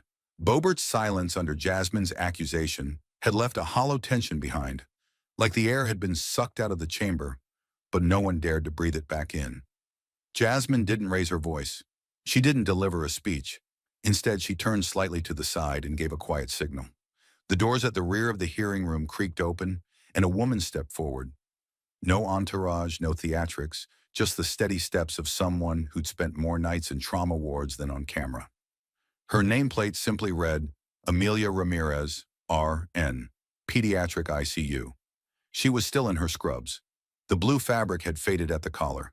Her eyes carried something deeper than exhaustion, something that had been broken and never quite put back together. She took her seat beside Jasmine with the grace of someone used to moving quietly so as not to wake the dying. No opening statement, no rehearsed soundbite, just a trembling breath, and then, her name was Layla. Her voice barely lifted above a whisper, but the room leaned in as one. She was 8, perfect attendance, loved math. She was funny. Her favorite color was green. A pause, then the descent began. She came in with shortness of breath. No one thought it was COVID at first. Her family had been told kids don't get that sick, that vaccines weren't needed, that the media had exaggerated everything. Amelia's voice cracked slightly, but she kept going. By the time she got to us, her lungs were failing. We tried. God, we tried. BiPAP, 4 steroids, proning. At one point, 5 of us were in the room, pushing everything we had into that little girl's chest. She looked up at me during a moment of lucidity. Her lips were cracked. Her oxygen mask fogged every few seconds. And she said, the nurse paused, squeezing her hands together until her knuckles went white. She said, I was good. So why didn't anyone save me? That sentence didn't echo. It didn't need to. It just sat there, heavy, unforgivable. No one moved. Jasmine didn't even breathe. Not yet. Bober's face had drained of color. She looked down, then to the side, then abruptly stood, her chair groaning against the tile floor as she turned to whisper to her aide. Without waiting for a recess or even a glance from the chair, she stepped away from the table and left the room. The door shut behind her with a soft click, but it might as well have been a gunshot. The press gallery blinked to life. Phones came up, keys clacked. A reporter muttered, she just walked out. Tweets went flying. Bobert exits during emotional testimony from frontline nurse. Layla's story draws silence and scandal. But inside the chamber, the noise hadn't returned. No one spoke. Because how do you respond when the consequence of policy isn't a statistic, but a child's last question? One that no one in that room, especially Lauren Boebert, was prepared to answer. The image of Layla and her final whispered question still hung in the room like smoke in a church after a fire. Everyone could still smell the loss. The silence was sacred, untouched. But when the door creaked open and Lauren Boebert returned to her seat, the atmosphere shifted again. This time not with grief, but with calculation. Her jaw was set tighter than before, her steps rehearsed as if she'd convinced herself during those few minutes outside that emotion could be countered with conspiracy. Without waiting for recognition, Boebert slid a single printed sheet onto the table in front of her, the crisp paper slicing against the polished wood like a provocation. She leaned into her mic, her tone now colder, less frantic, measured, as if she'd practiced every word. "What the Congresswoman won't mention," she began, holding the paper aloft, "is this." She gave it a dramatic shake. A leaked email from inside the CDC, sent by a senior data officer, confirming what many of us already suspected, that data was selectively revised to, quote, maintain public trust. In other words, manipulated, hidden. Her voice hardened with each syllable. If our citizens were forced to change their lives based on altered numbers, then the entire narrative we were fed needs to be re-examined. How many decisions were made on fear, not fact? How much truth was buried under expert guidance? Gasps rippled faintly through the gallery, not because of the document itself, but because of the brazenness with which it was presented. As if one page pulled from the internet could erase science, testimony, and human cost in a single motion. Jasmine didn't move. She didn't glance at the paper. She simply sat, her eyes locked on Boebert with an expression that was neither surprised nor amused. Just done. And when she finally spoke, it was with such terrifying stillness that the room had to lean forward to hear. "If that email is real," she said slowly, "then let's put this show to the test." A pause, then the dagger. "Let's subpoena the person who signed it. Right here, right now, under oath." The words didn't just strike, they detonated. For a second there was no air. Then came the sound. Applause, loud and unrestrained, broke like a thunderstorm across the chamber. Cameras swiveled, phones were raised. Even a few aides on the Republican bench turned their heads, some stunned, some stricken.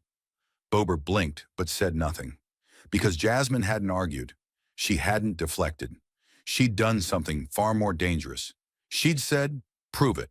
And in that moment, the momentum didn't just shift. It shattered. The room had seen the line between theater and truth, and Jasmine Crockett had drawn it in permanent ink. The roar of applause from Jasmine's daring challenge had only just begun to fade when a quieter, sharper force cut through the air like a razor. Confirmation. From the rear of the press gallery, a hand rose, measured, confident. It belonged to Thomas Ellery, a Pulitzer-nominated investigative journalist with The Guardian. He didn't shout, he didn't wave. He simply held up a single-page printout and handed it to a congressional staffer, who immediately moved with urgency, weaving through rows of chairs like a courier in a war zone. Jasmine clocked the gesture without blinking. She recognized the name on the byline. If Ellery had it in writing, it was already fact. The paper landed on her desk without ceremony. Jasmine scanned it in silence. Across the top margin, independent verification report, origin of alleged CDC email. She flipped to the second paragraph, and there it was, clear, damning, undeniable. The leaked email Boebert had held like a torch of truth was traced back to a known disinformation cell operating through a proxy domain registered in Moldova, linked to a far-right digital network flagged by both the FBI and the EU Cybersecurity Commission. The email had never originated from the CDC. It had never even touched American soil. It was forged, spread, and absorbed by those desperate for ammunition, regardless of the cost. Jasmine didn't hesitate. Her face remained unreadable, but her movements grew deliberate, precise, like a soldier assembling her weapon for the final strike. She stood slowly, the document in hand, and walked across the room with a calm that screamed louder than any outburst ever could. Every step was watched. The entire chamber shifted into slow motion as she reached Boebert's table. No security stopped her, no voice intervened, because everyone, even those who had once doubted her, understood they were witnessing something elemental.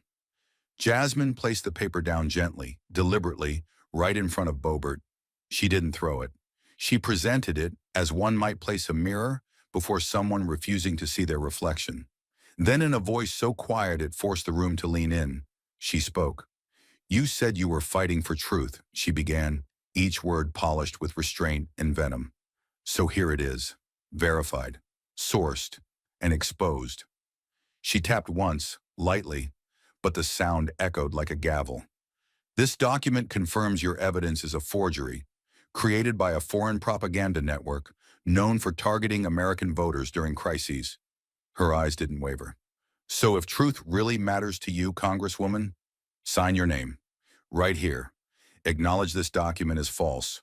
Own what you introduced into this chamber. The silence was no longer fragile. It was weaponized. Bober's fingers twitched near the edge of the paper, but never touched it. Her lips parted slightly, then closed again. Her eyes didn't meet Jasmine's, because this wasn't a political checkmate. It was something far more intimate. Jasmine had dragged the lie out into daylight, placed it between them, and demanded accountability with no place left to run. The injustice wasn't only in the forged email, it was in how casually it had been used to deflect from the dead.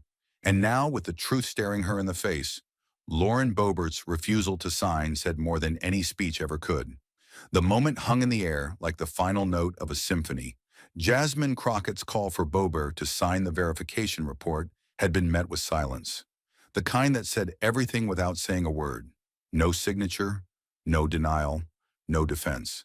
Just trembling fingers, pressed lips, and cameras zoomed in close enough to capture the absence of courage. And then the flood began. As Jasmine stepped back to her seat, laying the document flat on her table like a final card in a brutal game, the media engines roared to life. Phones vibrated. Press badges flashed. Journalists who had spent weeks covering talking points were now scrambling to rewrite their headlines in real time. The chamber, once a war zone of words, now became a broadcast studio for something much bigger, a reckoning. Within minutes, every major outlet broke in with the same urgent phrasing, as if synchronized by an invisible thread of truth snapping across the political landscape. CNN interrupted their programming with a red banner. Capitol hearing ignites firestorm. False evidence linked to foreign disinformation cell. Fox News, usually slow to pivot, cut to commercial mid-interview and returned with an anchor's stunned face and the words, "Congressional clash turns critical." Boebert's source exposed as forgery. MSNBC's Chiron went further. Hearing on COVID policy becomes defining moment in America's war on misinformation. The phrase, defining moment, repeated across outlets, as if something more than a debate had occurred, as if history had pivoted. Outside the Capitol, the story spread like wildfire. It didn't matter where you stood politically. Everyone saw it, everyone heard it, and no one could pretend it hadn't happened. Talk radio hosts who'd once pushed skepticism paused their rants. On-air anchors stuttered through their scripts. The image of Jasmine standing across from Boebert, holding the document like a mirror too bright to avoid, became the lead photo on every homepage from Politico to The Atlantic. Conservative bloggers scrambled to validate the email and found only digital ash. Even tech platforms like Meta and X, formerly Twitter, moved quickly, flagging Boebert's earlier posts that had promoted the now exposed document. And then came the wave no one expected. Messages began pouring into the public comment threads beneath the livestream archive, not from loyal partisans, but from former skeptics. A retired paramedic in Arkansas wrote, "I used to think it was all media spin, but watching her today, that was real." A woman from Ohio posted, "I lost my brother last year. I believed the wrong people. I think I owe Jasmine Crockett an apology." And more kept coming. Quiet, confessional, raw. Not all changed their minds. Not all were moved. But the ones who were, they weren't shouting. They were finally listening. And that, in a war built on noise, was seismic. Inside media control rooms, producers scrambled to adjust their evening rundowns. News Nation moved up a panel segment by 3 hours. NPR recorded an emergency podcast. Even conservative-leaning Sinclair affiliates had no choice but to report what was plainly unfolding. A congressional beatdown not built on outrage, but on unflinching, documented truth. Experts from Columbia Journalism School tweeted analysis threads. Former federal agents confirmed the foreign source of the forgery. Intelligence circles hinted, quietly but firmly, that the digital signature had appeared in similar operations during previous election cycles. Coordinated, targeted, and now unraveling live. Back in the Capitol, Jasmine remained still. She didn't speak again. She didn't need to. Her silence now carried more authority than the loudest grandstanding. Boebert, meanwhile, avoided eye contact with the press as aides shielded her departure. No questions were answered. No follow-up was offered. The damage was done. And for once, the cost wasn't just political, it was personal. Because what had been exposed wasn't a bad argument. It was a system, a pipeline of fear monetized into influence, a campaign built on convenient distortion, collapsing in real time under the weight of one woman's refusal to be intimidated.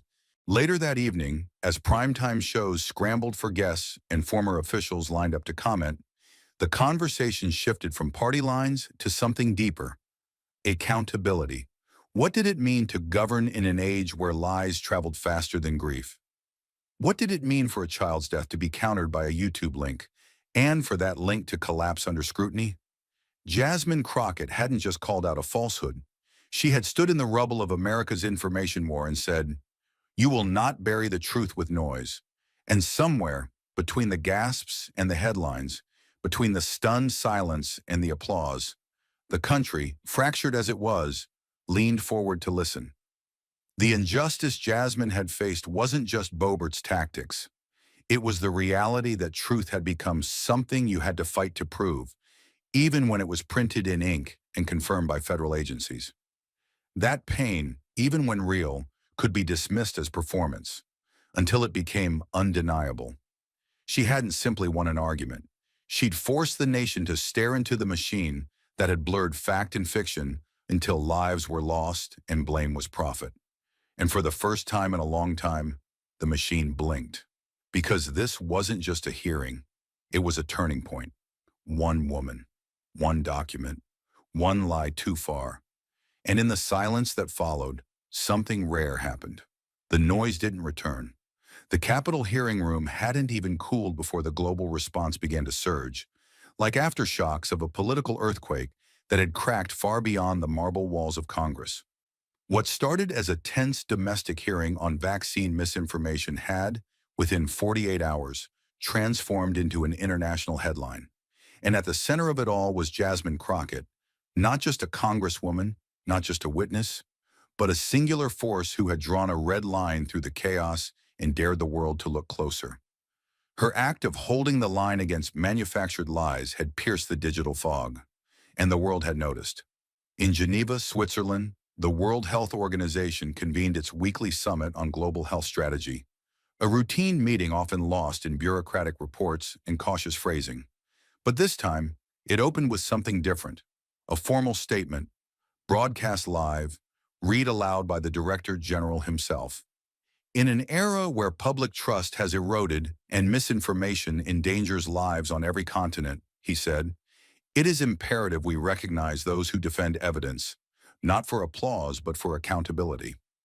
We thank Congresswoman Jasmine Crockett of the United States for her fearless confrontation of disinformation during this week's congressional hearing. Her voice, grounded in loss and guided by truth, reminds us what global public health requires most: courage. The chamber erupted, not with applause but with knowing nods from delegates who had seen too many lives lost to propaganda dressed up as liberty. The clip went viral. Subtitled versions appeared in over a dozen languages within hours. In Milan, a consortium of physicians from the Istituto Superiore di Sanità, the Italian National Institute of Health, downloaded the full hearing video and added it to their training module for new emergency medicine interns. They titled it La Verità in Aula, The Truth in the Chamber. Trainees were told to study not only the data Crockett used, but her composure, her cross-examination, and her refusal to be baited by theatrical misinformation. A lead instructor paused the footage during Jasmine's quiet rebuke. "Your freedom ends where someone else's breath begins," and told the class, this is how you advocate. Not with volume, with unshakable clarity. But not all attention was commendation. In Washington, a very different kind of reckoning was beginning to form. Inside the House Ethics Committee, senior staff received a packet from an independent fact-checking consortium that included sworn statements from cybersecurity experts, flagged social media posts, and the source report confirming the forged email introduced by Lauren Boebert. Normally, such items would languish in procedural purgatory, but not this time. Pressure came not just from Democrats, but from centrists, moderates, and even a few Republicans who understood that there were lines too dangerous to ignore. The accusation was direct: knowingly entering forged foreign disinformation into the congressional record. It wasn't just a political embarrassment, it was a national security issue, one that could set precedent, one that couldn't be allowed to vanish beneath the usual smokescreens. The request for Bober to appear before the Ethics Committee was drafted and submitted within 24 hours. It carried the signatures of 4 committee members across the aisle, a quiet signal that the game had changed. That misinformation wasn't just a nuisance. It was now being treated as an ethical breach with real consequences. For Jasmine, none of this came with triumph. She didn't tour morning shows. She didn't post celebratory selfies. She returned to her office, sifted through the voicemails from grieving parents, and silently reviewed the letters she'd received from hospitals in Georgia, Tennessee, and Arizona, each recounting families who had replayed her hearing for their children as a teaching moment. One nurse wrote, "For the first time since this pandemic began, my patients' families are asking the right questions again." Another simply wrote, "Thank you. You made us feel less alone." But even amid praise, Jasmine understood something deeper, something darker. The injustice she'd faced wasn't just Bober's attempt to deceive. It was the fact that it had been so easy to do, that millions would have believed the forged email if no one had challenged it, that for every Layla, every child lost in silence, there was someone ready to trade their death for political leverage. The emotional toll didn't come from the battle. It came from knowing how close the truth had come to being erased altogether. Meanwhile, Bobert's office offered no direct comment, only a brief statement claiming she had acted in good faith and was awaiting the results of further verification. But verification had already arrived, and America had seen her stare at the paper and refuse to sign. Networks replayed the clip in slow motion. Analysts dissected the moment like it was a national trauma. One former intelligence official on CNN said, "That document wasn't just a lie, it was a loaded weapon." And she walked into a government hearing and pulled the trigger on democracy. The language was no longer about policy, it was about intent, about danger, about lines crossed and lies unpunished. In private circles, some House leaders whispered about censure. Others debated whether to strip Bober of her committee assignments. But the public pressure was mounting faster than the institution could react. Editorials from newspapers both left and right called for accountability. The Wall Street Journal ran a headline, "The Lie Too Far, When Theater Becomes Threat." The Washington Post featured an op-ed titled, "Crockett Didn't Just Challenge a Colleague, She Exposed a System." The air was charged, something had shifted, and in that shift, truth began to feel, not invincible, but possible again. Still, Jasmine knew the danger hadn't passed. Truth had won a moment, not the war, and that war had many fronts, online, in classrooms, on ballots. But something undeniable had occurred. In a hearing meant to be another spectacle of tribal posturing, a new standard had emerged, not of moral perfection, but of moral pressure. To speak plainly, to stand firm, to not let the dead be erased by the loud. And Jasmine had done it under a microscope, under fire, and without losing the quiet in her voice. As dust settled on Capitol Hill that day, the corridors were quieter than usual. Not out of fatigue, but reverence. Staffers walked slower. Journalists lingered near closed doors, still whispering about the ripple effects. Inside her office, Jasmine sat alone with the lights off, the glow of her computer screen illuminating a single paused frame. Layla, age 8, smiling in a school portrait. Jasmine stared at it for a long time. She didn't cry. She didn't speak. She just remembered. Because for her, this wasn't over. It never would be. And beyond the hill, across cities and continents, people were beginning to ask harder questions. Not just what happened, but what had we allowed to happen? And somewhere inside that reckoning, for just a moment, the noise fell away. And the truth stood alone, unwavering. The flood of global responses, the ethics committee referral, and the silent unraveling of a falsehood once held up as gospel had transformed the room. But the most important moment hadn't arrived yet, because in all the noise and consequences, one thing remained untouched: the moral reckoning. And Jasmine Crockett, who had stood firm through accusation, disinformation, and calculated deflection, now turned not to rebut, but to redefine. She rose from her seat slowly, not out of fatigue, but out of deliberate intent, like a final crescendo building in a room that had forgotten how to breathe. The lights above her dimmed slightly as the cameras adjusted, zooming in. This wasn't testimony anymore. This was the moment when grief met fire, when memory became weapon. Her voice didn't rise, it didn't crack. It struck. Freedom, Jasmine said, does not exist when the truth is sacrificed for fame. The sentence hit the room like a verdict, silent, searing, inescapable. She didn't move, didn't flinch.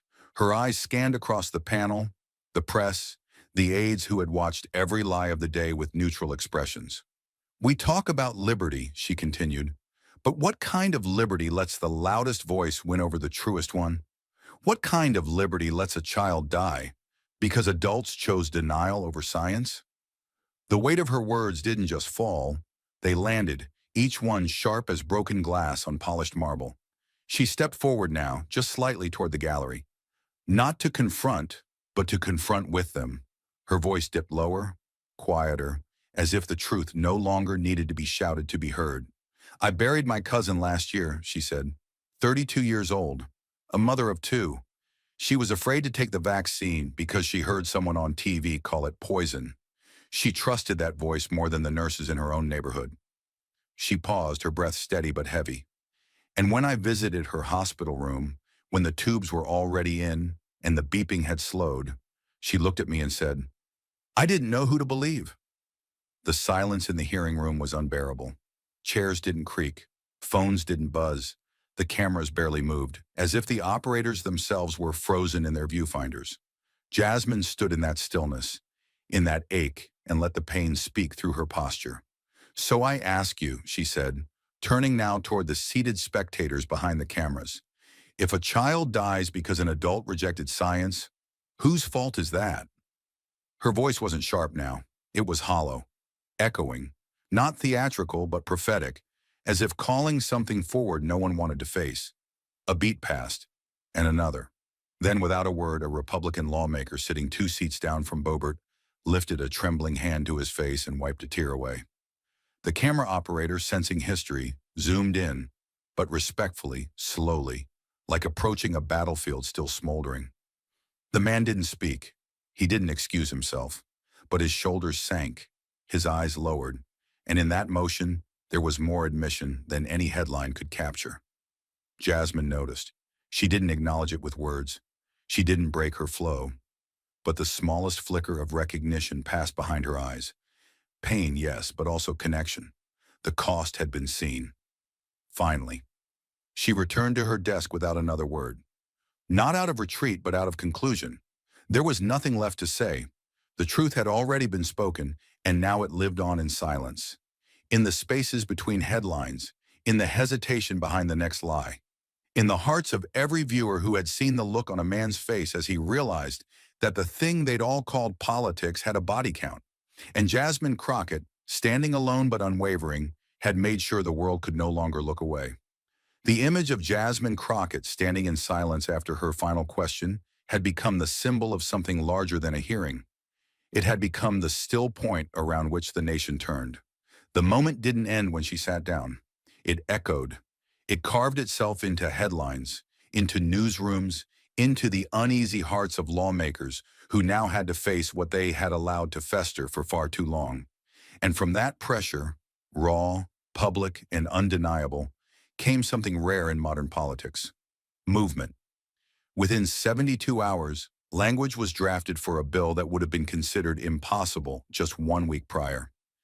The initial title was dry, Health Integrity Safeguard Act, but inside the halls of the House it earned a new name, whispered first in committee chambers, then echoed across networks, the Truth in Public Health Act. But it didn't stop there.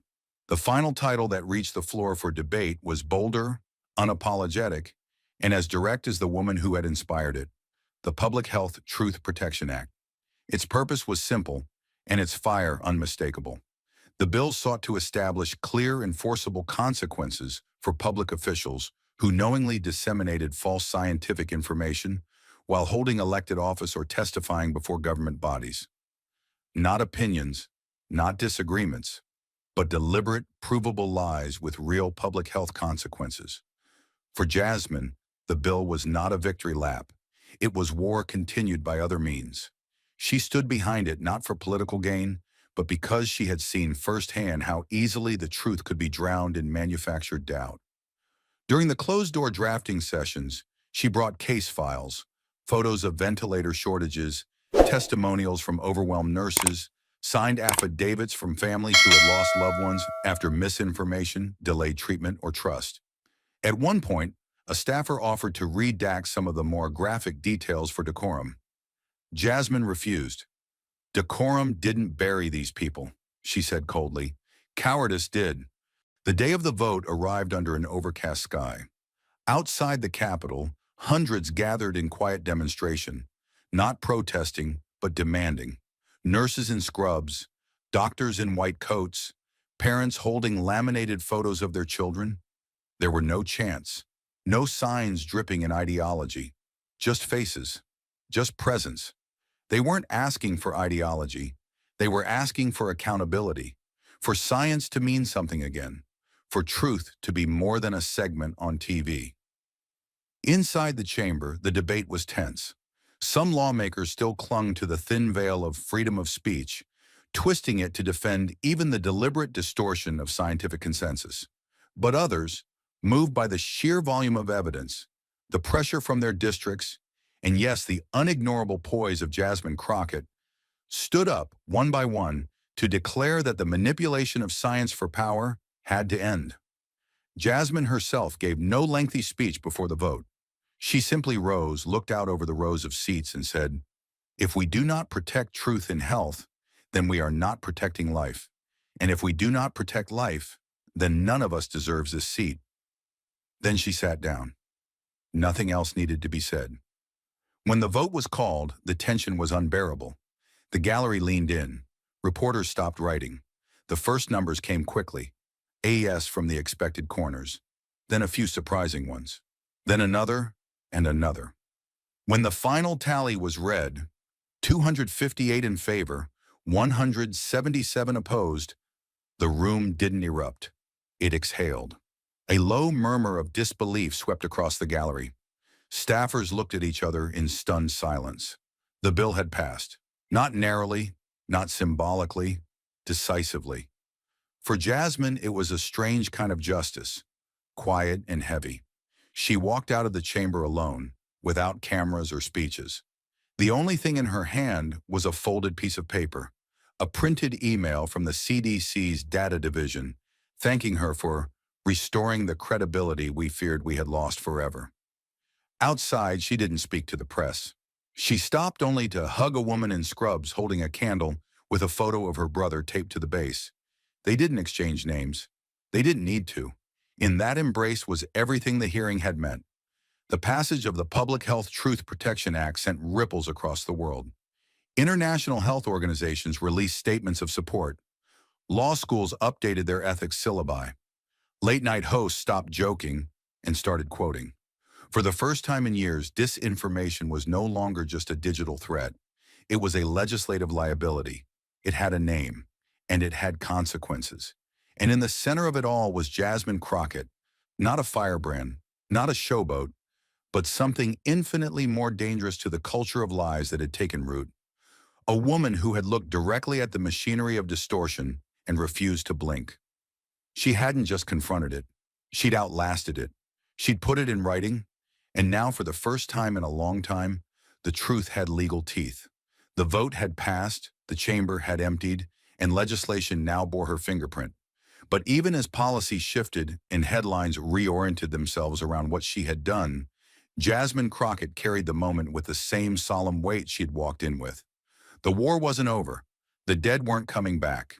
And while Congress moved on to the next battle, the people who mattered most, those who had lived in the shadows of misinformation and paid the price, had not forgotten.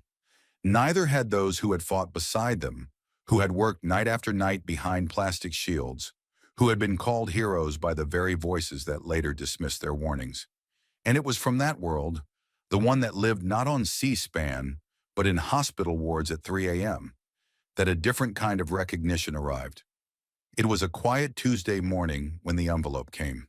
No cameras, no press release, just a heavy cream-colored cardstock with the seal of the American Medical Association embossed at the top in gold.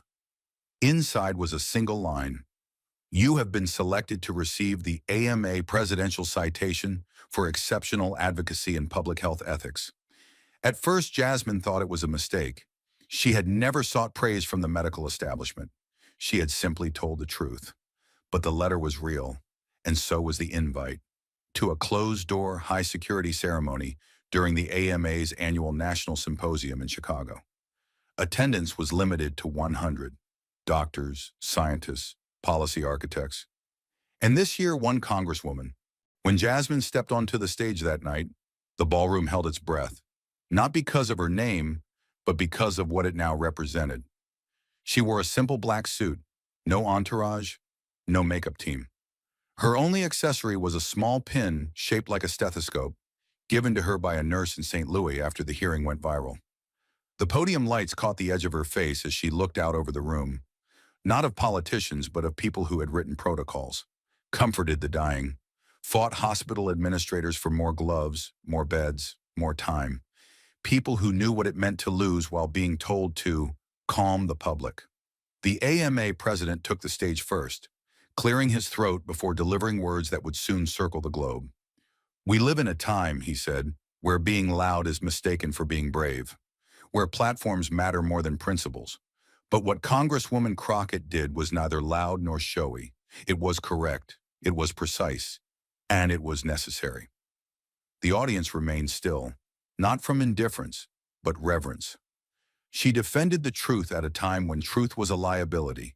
She protected our work, our patients, and our purpose, without a medical license, but with more moral clarity than many who carry one.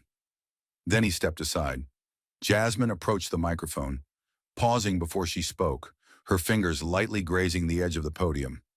"I don't have a white coat," she said, her voice quiet, unwavering. "I don't know how to intubate a child. I can't read a lab panel or diagnose an arrhythmia. But I know how to listen to the people who can, and I know what happens when power silences them." She scanned the room, faces weathered by years of unrelenting trauma. "You weren't just fighting a virus, you were fighting a narrative, a system that treated your expertise as optional. And I wasn't brave, I was angry." She took a breath. "Because I come from a place where we don't get second chances when systems fail. We get body bags." Her voice didn't rise, but the room leaned in. "What I did in that chamber, I did for Layla, for the nurse who sat beside me, for every email I've received since from someone who said, 'I finally got vaccinated because of what you said.'" She didn't ask for applause. She didn't need it. The room, still locked in silence, didn't erupt. It stood. One by one, physicians and researchers, men and women who had watched governments ignore their warnings, who had been told their fear was political, rose to their feet in quiet solidarity. No fanfare, no music, just the sound of recognition from those who understood the cost of holding the line. Some wiped tears, others simply nodded. As the ceremony ended, a group of emergency room doctors approached her with something unexpected. It was a framed photo, not of Jasmine, but of a handwritten sign taped to a break room wall in a Brooklyn hospital. The sign read, "Truth saves lives. So does listening."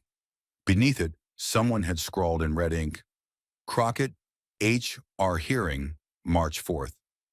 They didn't ask for autographs. They just wanted her to see that what she said in a chamber 700 miles away had reached them through the noise, had mattered. Jasmine left the stage alone, just as she had entered it, but now the silence followed her like an honor guard, not empty, not forgotten, but full of meaning, full of earned stillness. Because for once, the person who stood for the truth hadn't been drowned out. She'd been heard, and not just by politicians, but by those who'd been forced to scream into the void for years, hoping someone with power would listen. Jasmine had. And now the people who had saved millions without ever stepping into a courtroom were standing to thank her. The standing ovation at the AMA ceremony still lingered in the atmosphere long after Jasmine Crockett stepped off that stage. Not in noise, but in the way people paused before speaking her name now, with a reverence that hadn't existed weeks earlier. Her words, her stillness, her refusal to weaponize truth for clout had rippled beyond headlines and hearings. They had settled into the bloodstream of a country long sick with disinformation. But before the momentum could be co-opted or diluted by political machines, Jasmine agreed to one final interview. Just one. Not for legacy, not for spin, but because she knew that in moments of clarity, silence isn't enough.